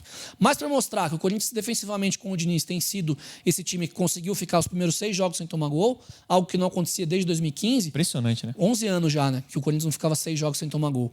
É muito impressionante porque defensivamente é um time que se dedica demais. Seja marcando em cima ou seja um cenário desfavorável com um a menos marcando mais atrás. Defende muito bem, mas também consegue explorar o contra-ataque e tá sim tendo mais a cara do Diniz. Com 11 contra 11, isso ficou claríssimo pra mim na análise do primeiro tempo. Na Arena da Baixada, o time do Vitória de Jair Ventura foi um adversário bem difícil, mas com 2 gols no final, o Atlético Paranaense, o Furacão de Odair Hellmann, venceu mais uma. Outro time que tá lá em cima no Campeonato Brasileiro. Viveiros está jogando muito, mas as alterações táticas do Odair, pra mim, e pro Vincenzo Dalicani, que fez essa análise, são o fator fundamental do Atlético. Vem conferir essa análise de Atlético Paranaense 3, Vitória 1 na Arena da Baixada. O Vincenzo, como eu disse, fez a análise e eu tô com ele na apresentação do vídeo. com o Furacão, então, que tinha 3 zagueiros. E aí, vamos lá, né? O Adler falou na entrevista coletiva que estavam falando que não tem padrão tático. Como é que não tem, olha? Estamos trazendo faz mó tempão o Odair Hellmann com essa estrutura no Atlético. A gente fez vídeo talvez dos últimos 15 ou 20 jogos do Atlético, né?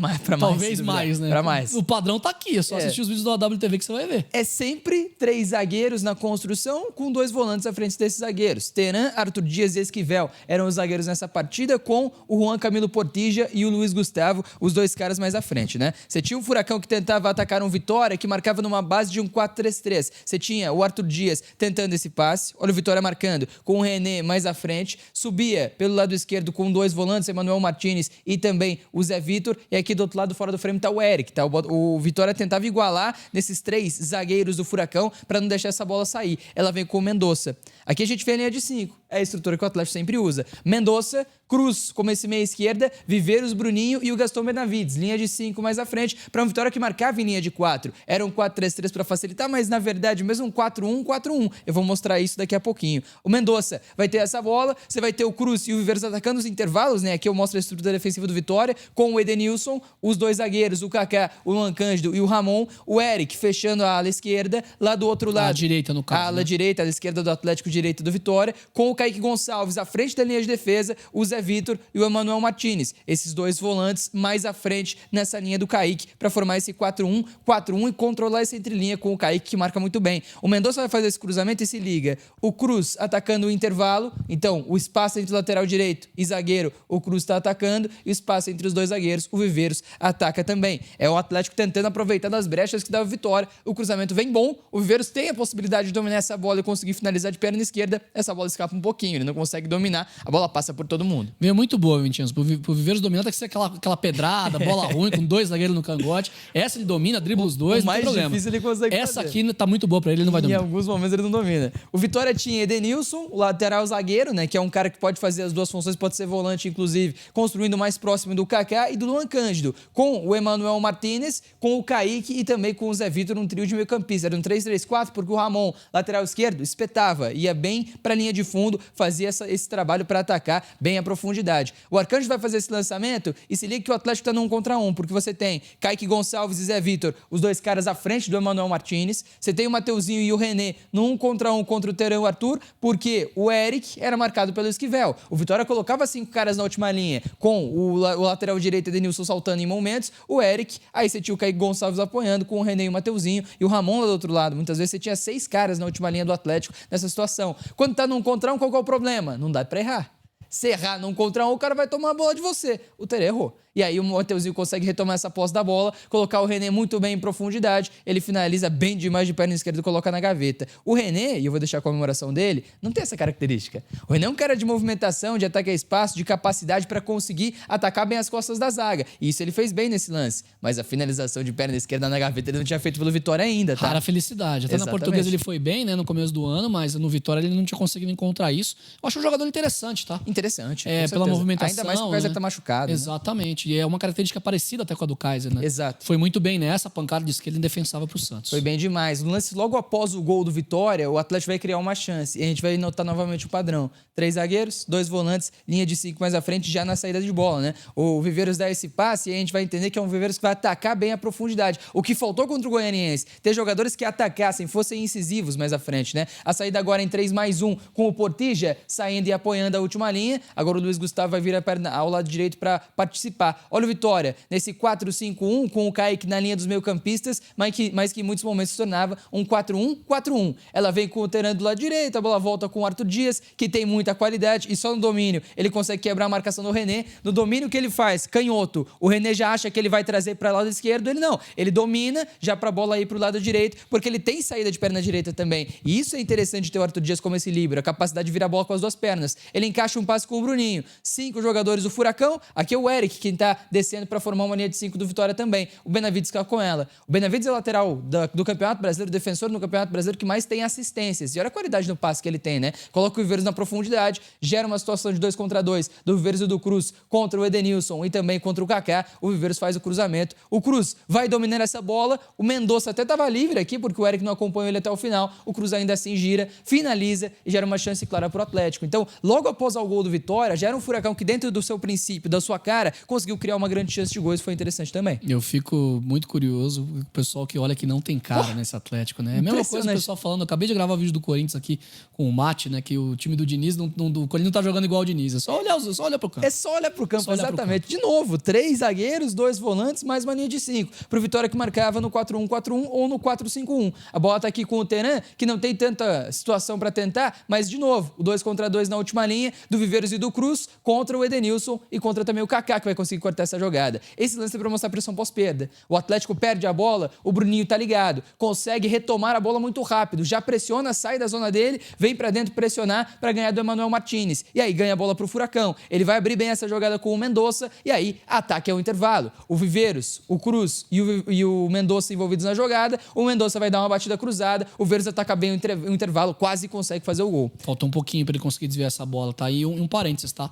Que partidaça do Bruninho, viu? Foi bem demais. Não só no trabalho com bola, mas também sem bola. Algumas vezes eu vi ele ajudando também o time a recuperar a posse, fechando linha de passe e tudo mais. Acompanhei o jogo com bastante calma, né? Consegui ver o jogo bem tranquilo, esse jogo ontem, e realmente o Bruninho foi muito bem. Eu acho que ele vai virar titular. Daqui a pouquinho. Tô achando que ele vai ter uma vaga como titular do Odair, até porque, pelo que o Oder fala na entrevista coletiva. O Bruninho é um meia nesse esquema. Mas ele tem a capacidade de inversão com o Benavides para quando ele estiver do lado, ter situação de 1 contra 1. E vou mostrar mais isso no segundo tempo, tá? No segundo tempo que o Atlético passou a aproveitar mais da transição. No cenário de 1-1 já, eu nem boto o lance do pênalti aqui, porque foi uma bola disputada, foi um lance questionável. O Atlético empatou com o pênalti no final do primeiro tempo.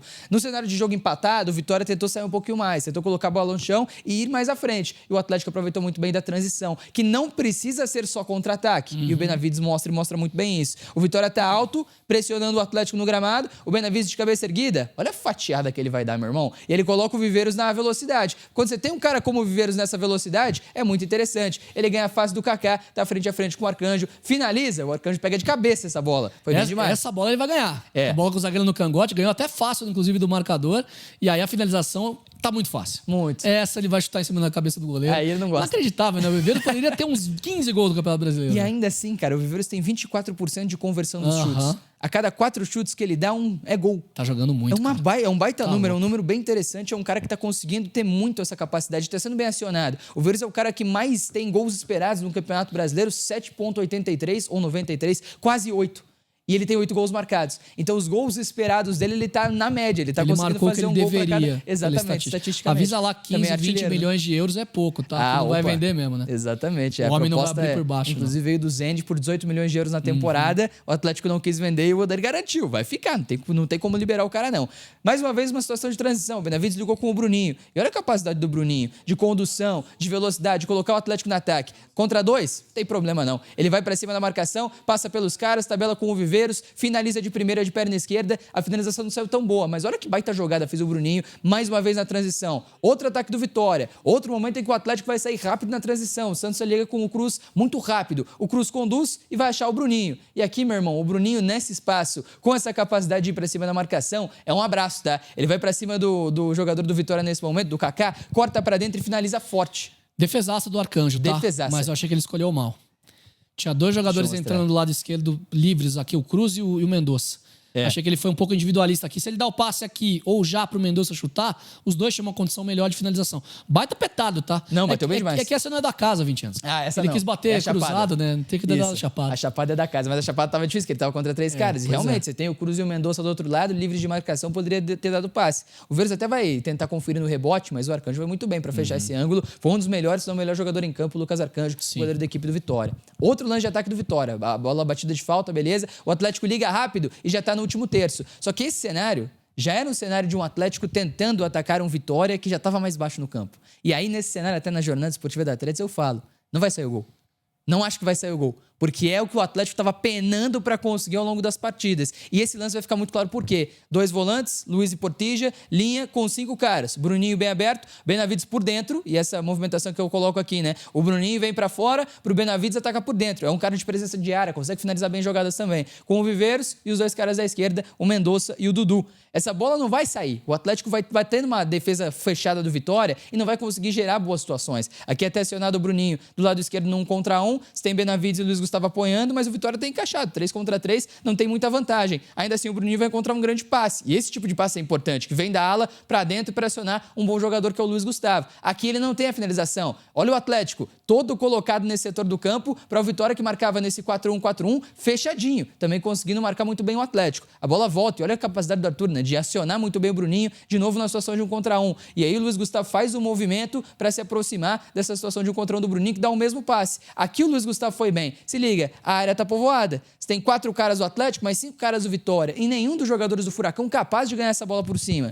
E aí o Luiz Gustavo vai conseguir trazer essa bola para dentro e finalizar essa jogada, né? O Lucas Arcanjo vai fazer mais uma defesa. Tudo bem que essa batida foi no meio do gol. Mas, de novo, é um Atlético que não mostrava tanta capacidade de penetrar no bloco. De novo, o Atlético com o Teran, o Benavides, o Arthur Dias e também o Juan Camilo Portilla. Aqui o Bruninho já foi para a esquerda e o Dudu está na direita, para combinar por aqui e ter um cara de ataque à bola, que é o Bruninho, que sobe bem de cabeça dentro da grande área. Mas quando a tua opção é um menino que tem 1,70 dentro da grande área para cabecear, aí não é exatamente o melhor dos cenários. O Atlético vai rodar essa bola. Portilla é muito próximo, Arthur Dias, o Mendonça desceu a ser zagueiro da esquerda para liberar o Esquivel, outra variação que o Papito tem feito bastante, inclusive o Mendonça joga dessa maneira contra o Palmeiras, mais próximo da base da jogada, para tentar qualificar esse passe, e aqui eu destaco o Portilla. Nesse tipo de lance, e até saiu a nossa marcação, né? Nesse tipo de lance, o Portilla poderia dominar para frente a bola. Vou até soltar para a gente ver de novo. Porque ele poderia dominar essa bola para frente para conseguir gerar essa vantagem, né? Não gerou. Na sequência do lance, e ele deu o passo para trás. Na sequência do lance, Teran, os 2 volantes, o Luiz Gustavo e até o Mendonça próximo do Arthur, linha de 4. Para uma linha do Atlético de 6 à frente. Não é nem 3 linhas, são 2. São 2 linhas, com 4-6 do Atlético dentro do seu campo de ataque. Esquivel, Bruninho pela esquerda, Portilla no último terço, com os outros 3 jogadores, o Viveiros, o Dudu e o Bruninho, o Benavides espetado aqui pelo lado direito do gramado. Bola vai para a esquerda, o Bruninho se aproxima, não tem com quem jogar, retorna no Mendonça. Olha como o Atlético é pobre nesse sentido, não tem muita capacidade. Aí o Mendonça vai encontrar uma boa bola. E por que ele estava na última linha? Para ele começar bem as jogadas, qualificar e dar dinâmica a essa saída do Atlético. Ele acelera e encontra o Portilla.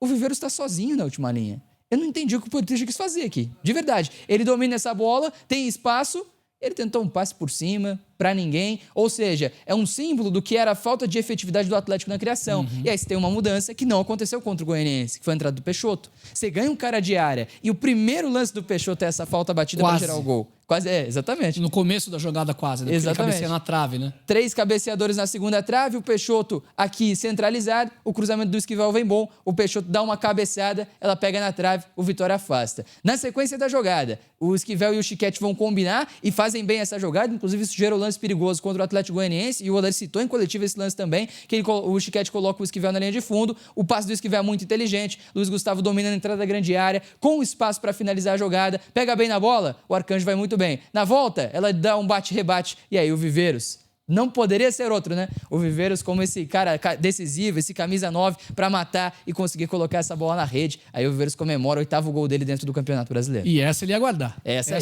tava difícil, Essa tava difícil. Essa não tinha dúvida. Ele crava. No restante da partida, foi um Atlético que teve que lidar com o Vitória mais alto e tal, mas aí você tem a entrada do Zapelli, que é muito inteligente, cara. O Zapelli qualifica muito esse meio campo do Atlético. Você tem Zapelli, Esquivel e Benavides nessa jogada. Olha o Zapelli. Pressionado, 3 caras descem para marcá-lo. Olha o Benavides livre. O passe que ele encaixa é decisivo, demais. Para colocar o Benavides em condição de liberdade para cruzar, você tem 3 caras do Furacão dentro da grande área, um Vitória jamais desorganizado. E aí o Luiz Gustavo, livre na pequena área, depois de um baita cruzamento do Benavides, reforço, o defensor com mais assistências no Campeonato Brasileiro, são 4 nesse momento, coloca o Luiz Gustavo bem demais. Aí a comemoração do Luiz Gustavo, o Papito falando com a galera aí, bem o Atlético para conseguir uma vitória importante dentro do Campeonato Brasileiro e para conseguir tirar essa zica de que estava tendo muita dificuldade para atacar times em bloco baixo, e nesse jogo contra o Vitória conseguiu. Conseguiu e está muito bem no Campeonato Brasileiro, muito bem na Arena da Baixada, 20 anos da Licane.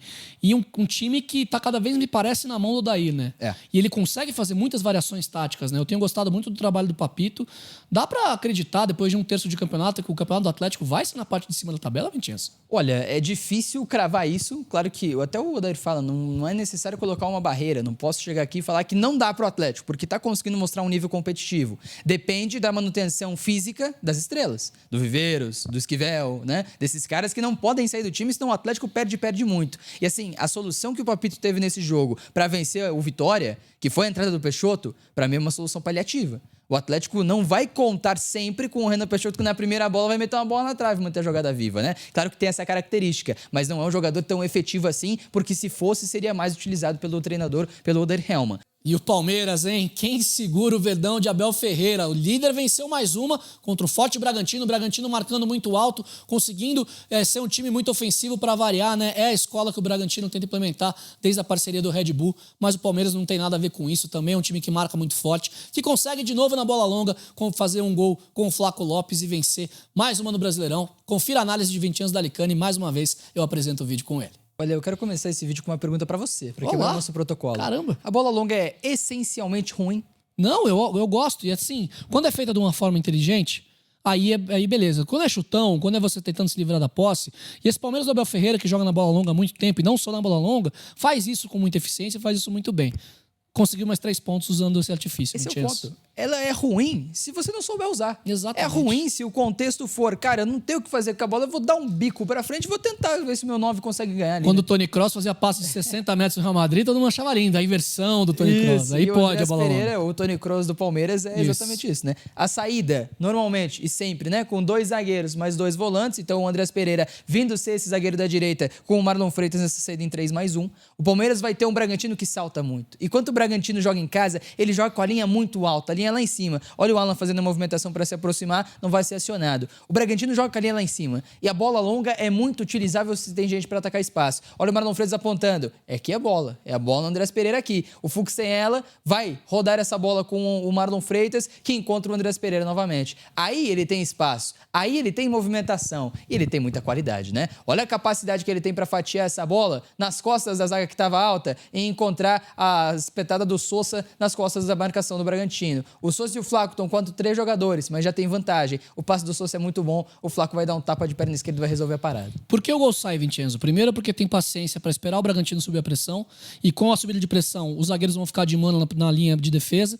E aí tem a bola enfiada no Sousa, que consegue muito bem para fazer o facão e para dominar com 2 zagueiros marcando ele. Exato. Então tem muita qualidade técnica, não é só um chutão. Exato. O Andrés Pereira levantou a cabeça, ficou claro aqui no frame. Como é que eu vou falar que é chutão, né? Olha a bola que deu o Andrés Pereira. Pô, não é chutão, não tem como ser chutão. Aqui o Palmeiras não faz defensiva contra o Bragantino, que vai tentar essa bola longa. 4-4-2. O Palmeiras bem postado no seu sistema de marcação para tentar evitar que o Bragantino tivesse vantagem. Ganhou com o Giai. E nessa situação de transição, o Palmeiras vai muito bem, né? O Flaco é acionado, o Sousa passa dando uma situação de 1 contra 1, porque o Bragantino joga muito alto, e aí ele tem essa capacidade de passar pelo Pedro Henrique. São 4 caras do Palmeiras chegando para 3 do Bragantino, contando o Pedro Henrique, né? O Sousa vai finalizar. Poderia ter dado passe. Outra chance que é criada numa transição, numa jogada de velocidade. Aqui o Palmeiras perdeu a bola, mas retomou logo depois na pressão pós-perda com o Marlon Freitas. E aí, de novo, o contra-ataque do contra-ataque, a capacidade de transicionar mesmo contra um adversário que estava com a bola.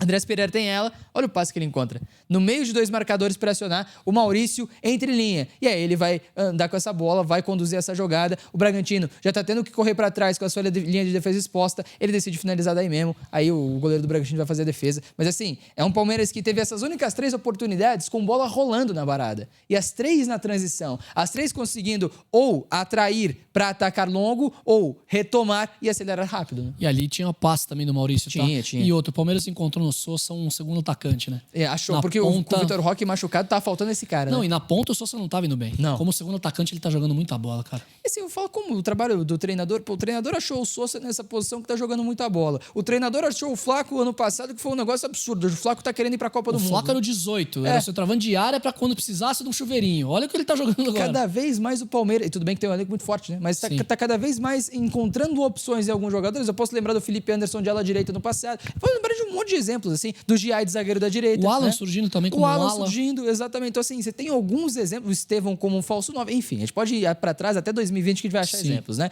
Mas a bola parada é muito forte também. E ela tem um princípio interessante. Pude notar isso contra o Bragantino. 3 zonas de ataque. A primeira trave, por dentro e na segunda trave. Nesse lance, você tem o Palmeiras quase fazendo uma parede com essa linha de jogadores pro Fux ter a capacidade de ter uma situação de 1 contra 1 na marca do pênalti, tá? Olha que interessante. Ele vai andar para a primeira trave e esse cruzamento pode vir em um dos 3 setores. Você tem gente na primeira, você tem gente dentro da grande área e Esteu Gomes na segunda. E os cabeceadores, né? Fux, Flaco e Gomes. Então o Fux ataca a primeira, o Flaco sobe por dentro, o Gomes está na segunda se essa bola passar. Essa bola vem no centro do gramado e aí o Flaco consegue cabecear, ela vai para fora. Batida de falta, aqui cabeceadores na primeira trave com o Fux na segunda, mais o Flaco Lopes na terceira. Cruzamento agora vem na primeira trave, vai subir a galera do Palmeiras por ali, o Gomes consegue testar essa bola, até o Flaco na verdade, e a bola vai para fora. Outro escanteio, mesmo princípio, o Flaco para atacar a primeira trave, o Fux para atacar por dentro, o Gomes na segunda trave. Essa bola pode vir em qualquer um dos três setores que o Palmeiras tem gente alta para cabecear. Essa vem na segunda, o Gomes vai saltar para conseguir ganhar de cabeça essa bola. 3 setores ocupados aqui dentro da grande área. Você vai ter mais um jogador, até me parece o Flaco, não é o Flaco, é o Sousa que subiu. E aí, de novo, a bola vai para fora. 3 chances claras na construção das bolas paradas. E aí a pressão. Eu vou entrar no lado defensivo que é importante do Palmeiras e que foi o principal desse jogo, mas ofensivamente, transição e capacidade da bola parada parece pouco, mas é o que está fazendo o Palmeiras ganhar muito jogo nesse campeonato brasileiro, né? Não, pois é, e assim, inevitável. O Palmeiras é um time que marca muito bem e que consegue atacar de várias formas. Você mostrou hoje a bola parada e é legal porque a gente faz vídeo praticamente toda semana. A gente faz vídeo toda semana, praticamente todos os do Palmeiras, os últimos, tem todos, você pode ver na playlist do Palmeiras aqui no canal. E cada hora a gente destaca um ponto positivo.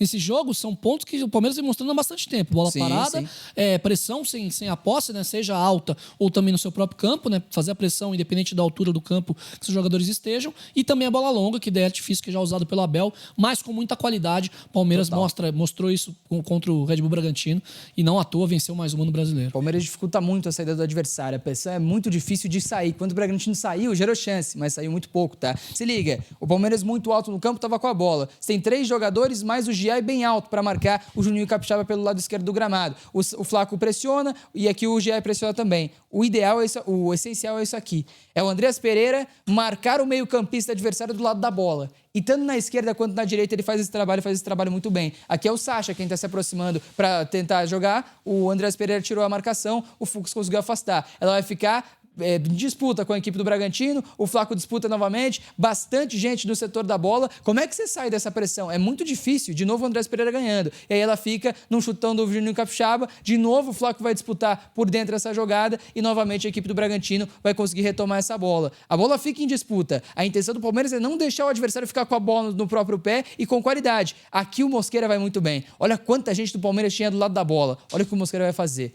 É uma inversão. Se você inverte, você pega o Palmeiras todo do mesmo lado da bola, tendo que correr para trás em desvantagem. E aqui o Hurtado vai muito bem também para conduzir e gerar uma situação de vantagem para a equipe do Bragantino. Pelo lado direito do campo, ele vai até a linha de fundo. O Marlon Freitas é quem tem que chegar nele para tentar diminuir o espaço. São 3 caras do Bragantino invadindo a área contra 3 do Palmeiras. Esse cruzamento vem bem na primeira trave para o Lucas Barbosa, que cabeceia. Mas aí você tem que ter um goleiro qualificado também. E o Carlos Miguel foi absolutamente decisivo para salvar o Palmeiras nessa jogada. Então, quando a pressão é bem feita, e foi bem feita, você tira as opções do adversário. Mas também é uma situação que, se o adversário escapa, isso pode dar problema. O Bragantino foi muito bem. É muito mais mérito do Bragantino do que falha na marcação do Palmeiras. Isso é natural. Se você pressiona de um lado, obviamente vai ter espaço do outro, mas você faz isso para evitar que o time adversário consiga fazer a inversão. Exatamente. E aí, para você roubar essa bola no campo de ataque. O Palmeiras roubou 3 vezes a bola. Exatamente. É que não teve qualidade para ficar com ela no pé nesse lance, né? E se liga, lado esquerdo agora. Repara como o Andrés não tá na linha do Marlon. Ele tá mais alto, porque ele vai pegar o meio-campista, o volante do Bragantino, do lado em que está a bola, né? Aqui é o Gabriel que gira essa bola para trás. Olha como o Andrés encaixa nele. A bola vem para a direita, ele vai descer para marcar o Sacha. A questão é que o Palmeiras marcam com 2 jogadores e o meio-campo do Bragantino tinha 3 caras. Então sobraria alguém, teria um homem livre, como ficou o Gabriel nesse momento, porque o Andrés teve que atacar, teve que marcar o Sacha, né? E aí você tem o Gabriel livre de marcação. Aqui falhou a pressão do Palmeiras. A virada é boa pro lado direito do gramado, lado esquerdo da defesa, mas olha como o Palmeiras recompõe muito rápido. É outra situação muito interessante desse time do Abel. Quando chegar no último terço, o Palmeiras já tá com as suas 2 linhas de 4 bem postadas e muito próximas umas das outras, em pouquíssima amplitude. E aí, lógico, né? Vai ter uma finalização de fora da área, para cima, mas o Palmeiras estava bem postado. No segundo tempo, em que o Bragantino tenta ter mais posse, tenta ter mais volume, o Palmeiras mostra outra estrutura de marcação.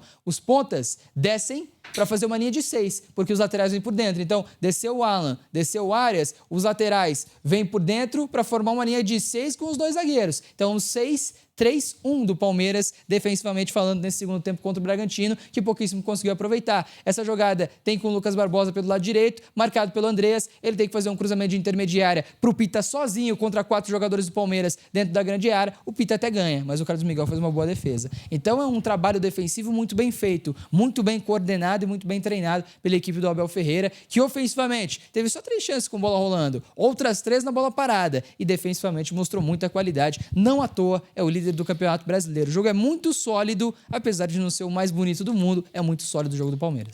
O Palmeiras só ganha, o Flamengo tá na cola também, só ganha, segue vencendo no Campeonato Brasileiro, tá 6 pontos atrás do líder, é verdade, mas continua muito bem, obrigado, com o Leonardo Jardim. O William Borges analisa, faz uma autópsia do que aconteceu em Minas Gerais, porque dá pra falar isso mesmo, tá? Foi um atropelo do Flamengo, 4-0 no placar. Confira o vídeo do William Borges com a apresentação de Matheus Santana. Vamos para mais um vídeo de Galo e Flamengo, atuação de Gala, né, Will? Vamos lá. Partindo da ideia de que está na ordem cronológica e naturalmente muito focado no primeiro tempo.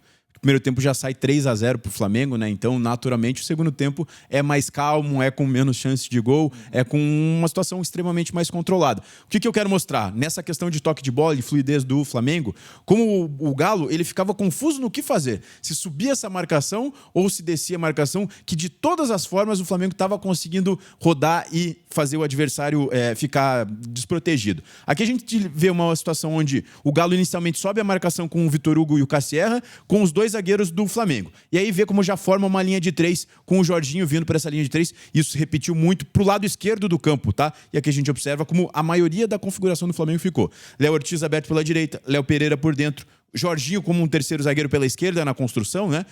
E Everton Araújo nesse 3+1. Isso vai repetir muitas vezes aqui no vídeo. Se liga como o Galo fez essa primeira pressão, mas deixou o Jorginho com muito campo para jogar. E aqui você tem o jogador do Galo, Bernard, em dúvida, né? Se ele salta no Jorginho ou se ele pega o Alexandro, que já está preparado para atacar essa última linha. E o Alexandro com muito corredor nessa partida, tá? Vai ficar claro aqui que a gente vê uma linha de 6 se formando entre os jogadores do Flamengo, com o Alexandro bem aberto, o Samulino muito por dentro nessa partida, o Arrascaeta e o Pedro sempre por dentro, flutuando, às vezes um mais à direita, outro mais à esquerda. O Plata também entrando por dentro ali na parte direita do campo. E o Varela, que nem aparece na imagem, sendo esse cara da largura. E aí o Bernardo não fez nenhum nem outro, né, Will? Nenhum nem outro. E vai ter outro lance assim na análise aqui, tá? E a gente observa que se torna 6 jogadores contra 4 apenas do Galo. E naturalmente você já tem uma vantagem. O Alexandre vai conseguir um bom passe por dentro já com o Arrascaeta com espaço. E aqui a gente vai ver a infiltração do Samulino para pegar essa bola e o Pedro entrando para fazer o gol. Esse gol foi muito no início, até por isso a análise começa com o gol, porque foi muito cedo e acho que justifica bastante coisa. Essa questão da movimentação das peças. Você vê como o Arrascaeta veio receber o passe do Alexandre. No que o Arrascaeta recebeu, o Samulino já atacou a profundidade. O Pedro já estava dentro da área para completar. Olha como, claro, é um time vertical, mas essa bola sai do goleiro praticamente até você parar dela. Saiu de uma pequena área a outra pequena área. E não foi o único lance do jogo. Mas pra gente mostrar isso, como o Flamengo, mesmo pressionado, ele sai primeiro da pressão. E depois que o adversário tá baixo, ele também consegue jogar vários jogadores na última linha e fazer um gol com certa facilidade. Parece fácil até, certa facilidade. Eu ia comentar exatamente isso. Parece muito simples, né? Realmente é muito legal ver como já tá natural essas movimentações para a equipe do Flamengo, né? A gente vê que isso é trabalho, né? Isso é entrosamento, é dia a dia, é ver os jogadores ali já com mecanismos, né, ofensivos, os caras já sabem para onde ir.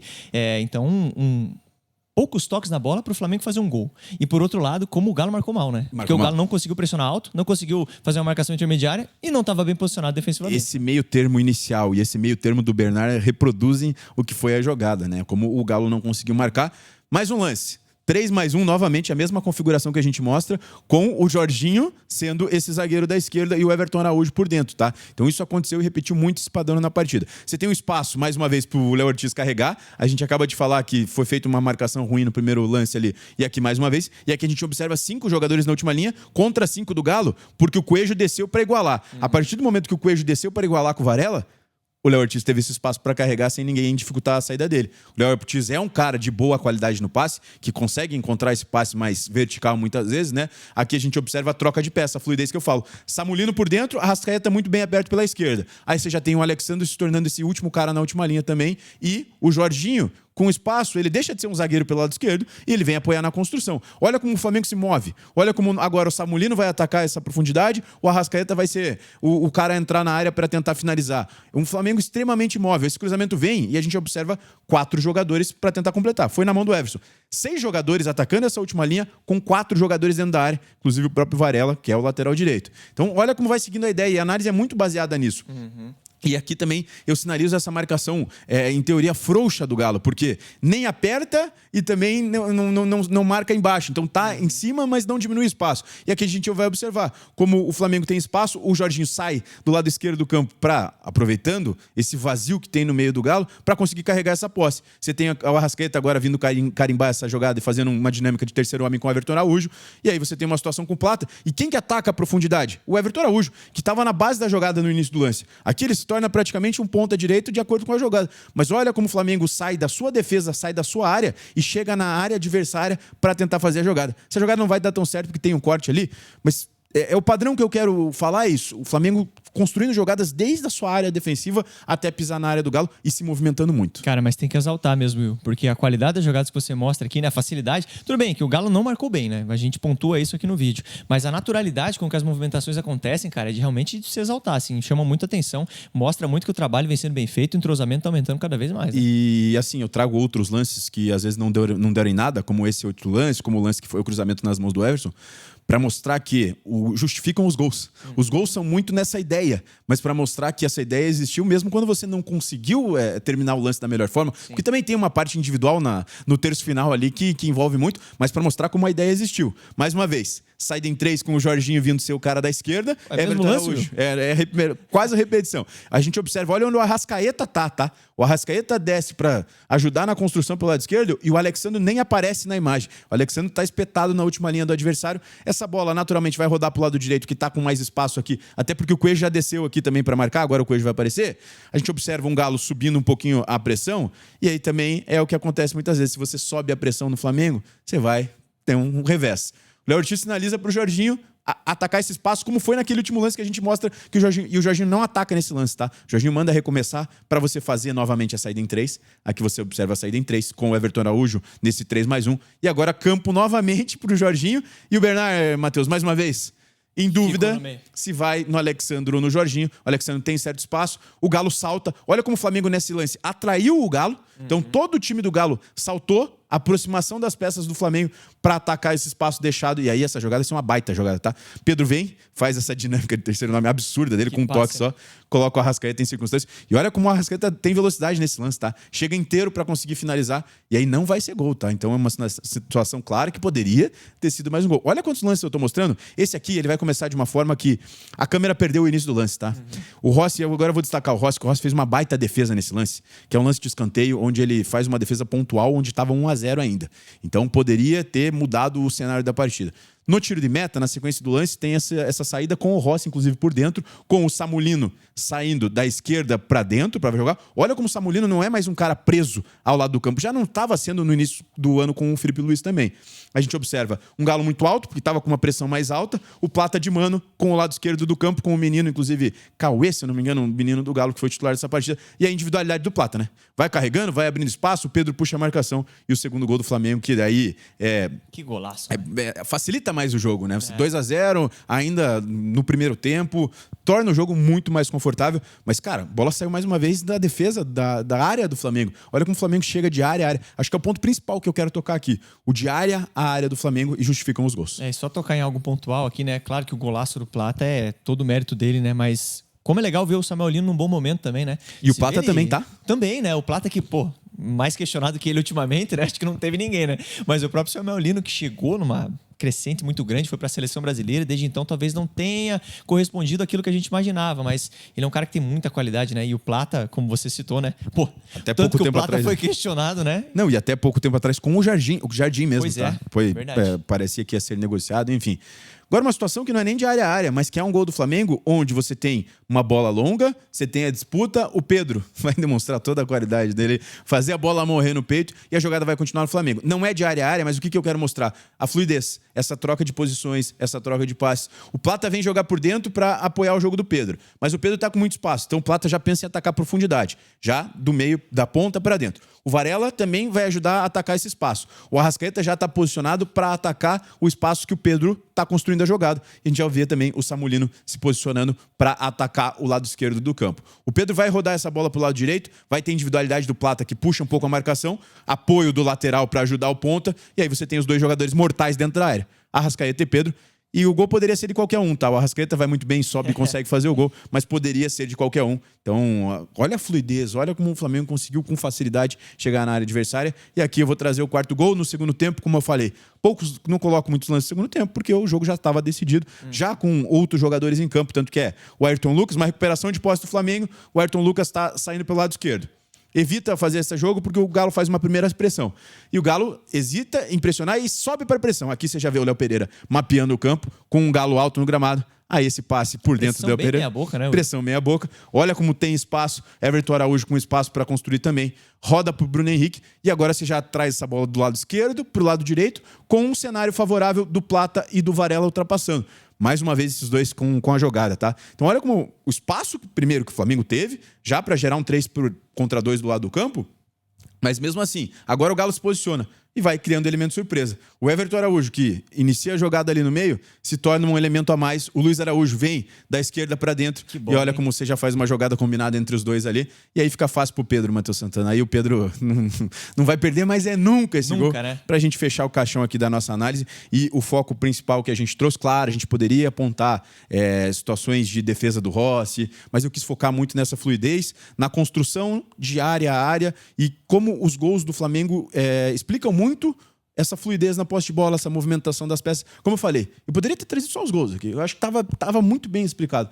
Eu mostro outros lances para justificar tudo isso, mas, cara, 4-0, muito bem servido. E assim, teve bola no final do jogo na trave do Everton Araújo. Claro, o Galo teve suas chances também. O Rossi foi bem na partida.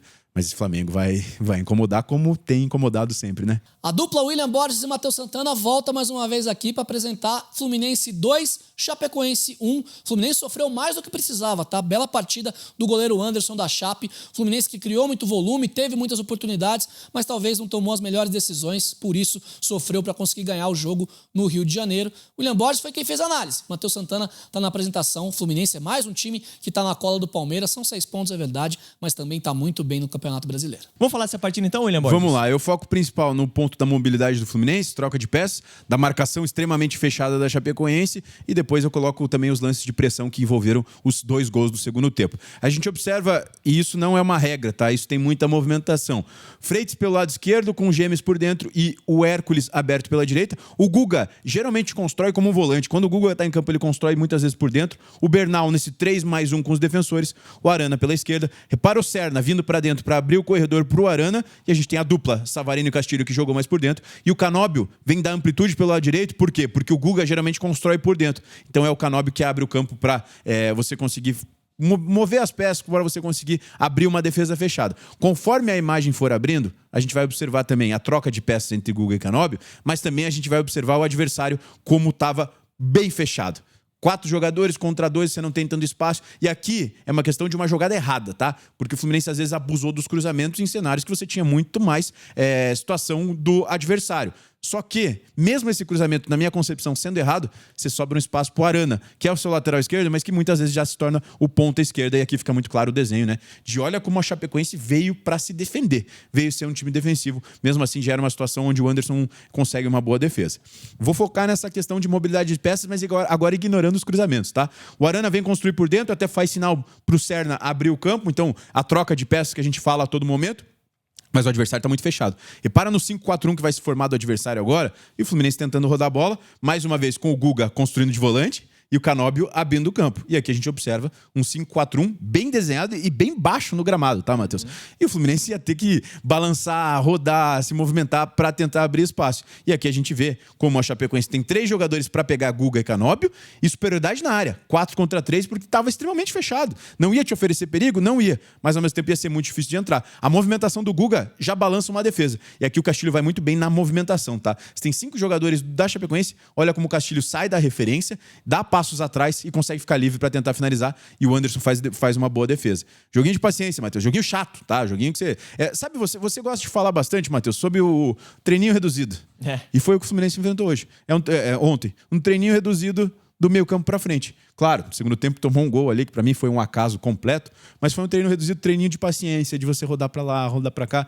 É chato, mas você vai tentando achar o espaço. Se liga, construção com os 2 zagueiros, construção com os 2 volantes, o Arana nem aparece na imagem, o Guga tá bem alto no gramado. O Fluminense tentando abrir o jogo, tentando movimentar as peças. E aqui sobra espaço. Por quê? Porque o elemento surpresa quebra essa linha defensiva da Chapecoense. O Freitas anda no campo e consegue quebrar essa linha de marcação. Toca pro Cerna e o Cerna, qualquer nota, ajuda, né? William Borges. Aí ele não ajuda. Cara, nesse jogo fica nítido, escancarada a falta do Lúcio Acosta também, né? Também. Porque ele é um cara que joga em espaço curto, ele é absurdo, né, cara? O Savarino jogou bem. O Savarino jogou bem, foi um dos melhores do Fluminense. A questão é que ele, com o Lúcio Acosta, você tem essa aproximação que você está citando. E nada contra Cerna e Canóbio, mas são jogadores mais físicos, são jogadores que, nesse tipo de jogo, têm mais dificuldades, porque você vai ter que ter um pouco mais de associação, de qualidade no drible. O Cerna e o Canóbio são jogadores importantes para partidas mais físicas, de ajudar na marcação, de você acompanhar o lateral, enfim, para quando você precisa construir, precisa atacar, eles têm um pouco mais de dificuldades. Isso acho que fica nítido. São jogadores de extremo valor, mas de repente, para um cenário como esse, como você citou, seria melhor ter talvez o Soteldo. Né? O contestado Soteldo entrou e foi bem, e conseguiu criar situações. Mais uma vez, vamos pegar o gancho de que a Chapecoense deu um desencaixe na marcação. Linha de 5 bem desenhada, só que esse 5-4-1 tá quebrado, porque o Giancarlo salta a linha. E isso gera espaço pelo lado esquerdo do campo para a Arana jogar. Mesmo assim, o Jean Carlos tenta descer na linha. Só que a gente já observa como a movimentação das peças abre um espaço. Primeiro que o Hércules sai da posição de volante e vem se tornar um homem à última linha. E como o Jean Carlos não tinha acompanhado aqui, o Everton, lateral direito, tem que saltar... O Marcos Vinícius, perdão. Tem que saltar para diminuir o espaço do Arana. O Arana consegue encontrar o passe no Hércules. Mais uma vez a gente vê uma Chapecoense bem fechada. Só que essa movimentação gera espaço para 2 jogadores, para o Savarino e para o Castilho. Aí o Savarino vai tentar finalizar. Não finaliza também. Mas olha como tá pecando na finalização. Mas jogada bem feita. O Hércules foi bem, né? Espaço muito curto bem. Ali também. Ele girou, saiu da marcação. Chamou a marcação, né? Chamou a marcação, realmente. Esse é o tipo de movimento, elemento surpresa, né? Que pode ser a solucionar uma defesa realmente muito fechada como a da Chape. E geralmente tem que ser, né? Porque você tem que criar algum fator novo. Repara nesse lance como mostra essa mobilidade. O Arana tá por dentro, o Guga tá por dentro, o Hércules tá atacando esse espaço, o Castilho tá saindo da referência para ajudar o Guga, o Canóbio tá abrindo para dar amplitude e o Cerna tá por dentro, sendo que o Savarino tá aberto ali também na posição de um ponta esquerda nesse lance. Olha como você tem uma troca de posições. Agora o Hércules sai de dentro, vem apoiar esse jogo. A gente observa uma Chapecoense bem fechada. Se com a análise ela se baseia nas mesmas coisas. O Fluminense tentando se movimentar. Aqui você vê o Hércules, que estava no início da jogada aqui, vem ajudar na construção. O Bernal já ataca esse espaço deixado pelo Hércules. Você vai tentando rodar, vai tentando abrir espaço. E olha como a Chapecoense balança, tenta fechar o espaço. Aqui eu vou destacar o Bernal, tá? Olha como o Bernal já está mapeando esse campo e você tem 6 jogadores do Fluminense atacando essa linha. O Arana até vem ajudar na construção, mas você tem 6 jogadores na última linha da Chapecoense. Essa bola vai chegar no Bernal. Ele ergueu a cabeça uma vez, ele ergueu 2 que eu nem sinalizei, ele vai começar o jogo. Vai rodar até o Guga. E aqui você já está balançando a defesa adversária. Joguinho aproximado, de triangulação.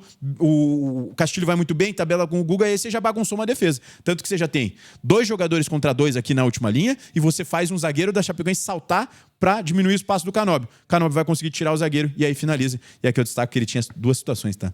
O Arana e o Savarino aberto aqui, ele finalizou nas mãos do goleiro Anderson. Talvez mais uma vez. um pouquinho, né, ali. Mais uma vez. Ele poderia ter dado o passe, mas é que você estava naquela ânsia de fazer o gol com dificuldade. Construção. Ó o Bernal. cabeça erguida mais uma vez. Olha como o Bernal ergue a cabeça muitas vezes. Eu mostro naquele lance mais uma vez. O tempo inteiro, antes de receber o passe, ele tá olhando. Terceira olhada dele, até cansativo de tanto que ele olhou ali. Recebe esse passe, olha como ele consegue quebrar essa linha. Olha como ele consegue andar o Fluminense do campo, ser vertical com o passe. Acha as costas do volante do Fluminense. O Castilho, mais uma vez, vem bem para fazer essa referência. E olha como você já bagunçou a situação ali da defesa da Chapecoense. Mais uma defesa do Anderson. Essa análise é para falar do Fluminense, tá? Não para falar do Anderson, Matheus Santana, mas automaticamente tá no pacote. Primeiro tempo. Que atuação do Anderson, tá? Olha como eu só tô falando do primeiro tempo. E daí você termina 0-0. O Fluminense não conseguiu fazer um gol na Chapecoense no primeiro tempo. Olha o volume. Tá jogando mal. Não tava jogando mal. Não tava jogando mal. Muito volume. Não tava fazendo gol. Tava pecando na finalização. Isso acho que é indiscutível. Mas tava criando. Tava tendo chance.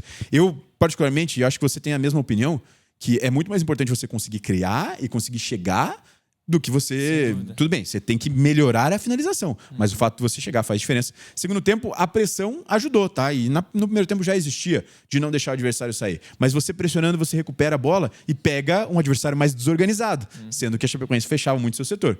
O Fluminense sobe a pressão aqui. A Chape tenta uma saída curta. Olha, o jogador da Chape vai dominar essa bola? Já tem 4 caras mordendo para recuperar, e aqui daí você já pega um cenário de um adversário que está muito organizado na marcação, desorganizado. Olha como tem desencaixes na marcação, o Hércules vai fazer essa jogada com o Castilho, e aí vai gerar uma finalização do Castilho perigosa. Esse lance gera um escanteio, Matheus Santana. O escanteio gera o pênalti. E daí automaticamente é o primeiro gol do Fluminense, o gol do Savarino. Só que, eu nem coloco o lance aqui, no meio desse caminho aí, o Fluminense já fez o primeiro gol lá por 20 e poucos do primeiro tempo. No meio do caminho você tem um golaço do Eno. Do segundo tempo, perdão. Você tem um golaço do Enio. Que aí foi um acaso que, enfim, o Fluminense até perde uma bola pelo lado direito do campo, mas estava uma situação controlada, ele mandou um chutaço no ângulo ali. O Enio acho que nunca acertou um chute desse na vida. Olha que eu fiz análise dele aqui no canal. E já tentei fazer outra que não deu certo. Se você quisesse, ele não teria, né? Se quisesse, não faria. Né? Mas a questão, daí eu nem coloco esse lance, pra mim foi um acaso que não pode acontecer e que me lembrou muito, e eu já estava pressentindo que poderia acontecer o mesmo que aconteceu entre Chapecoense e Vasco. Vasco e Chapecoense, onde o Vasco martela, tem 5 gols esperados, o Léo Vieira era o melhor em campo, abre 1-0 e depois a Chapecoense acha um golaço com o Jean Carlos, empata a partida e fica por isso mesmo. Eu tava imaginando que poderia ser parecido quando eu tava assistindo o jogo, mas não, o Fluminense mais uma vez na base da pressão conseguiu fazer o gol. Aqui, o Soteldo, a importância do Soteldo que eu falo. Veio ajudar na construção pelo lado esquerdo, a gente vê uma Chapecoense muito bem fechada, o Soteldo já vai... Deixa eu voltar que deu uma travadinha aqui, Matheus Santana aí. O Soteldo que tá por ali já congelou a imagem só pra trazer um suspense. Já que eu falei tão bem dele, né, tem que ter um lance decisivo dele. O Soteldo vem ajudar nessa construção. Olha como ele já tenta um passe diferente para tentar quebrar essa linha da Chapecoense. Aqui você tem os dois centroavantes, já com John Kennedy e Castilho. Bola bate no Castilho e acaba ficando com a Chapecoense. Mas olha como o Fluminense já mordeu. Já subiu a marcação para recuperar essa bola. 3 jogadores, o Castilho consegue recuperar. Vai fazer essa jogada pela esquerda, nem toca tão bem assim pro Guilherme Arana, mas a jogada vai continuar viva com o Fluminense ali. Ele não tocou, na verdade, ela acabou sobrando. Mais uma vez, ganhou a segunda bola. Aqui você já tem o Alisson com espaço, porque você ganhou essa segunda bola, não necessariamente a Chapecoense está organizada. O Alisson vai agora a questão das peças se aproximando. Alisson, Soteldo e Arana se aproximando. Vai abrir espaço. E olha o calcanhar do Soteldo. O Alisson muito bem dá o toque e faz essa ultrapassagem, recebe o passe do Soteldo de calcanhar, e aí você tem o John Kennedy com espaço livre na entrada da área para finalizar de esquerda e fazer um golaço, tá? Golaço do Flu, né? Que coroou uma vitória extremamente justa, que teve dificuldades, o jogo se apresentou de uma forma diferente do que deveria ser, mas o Fluminense foi muito superior. Acho que a torcida até metade vaiou, metade aplaudiu no final do jogo, claro, porque você imaginava que o Fluminense pudesse golear, como a gente abre o vídeo falando.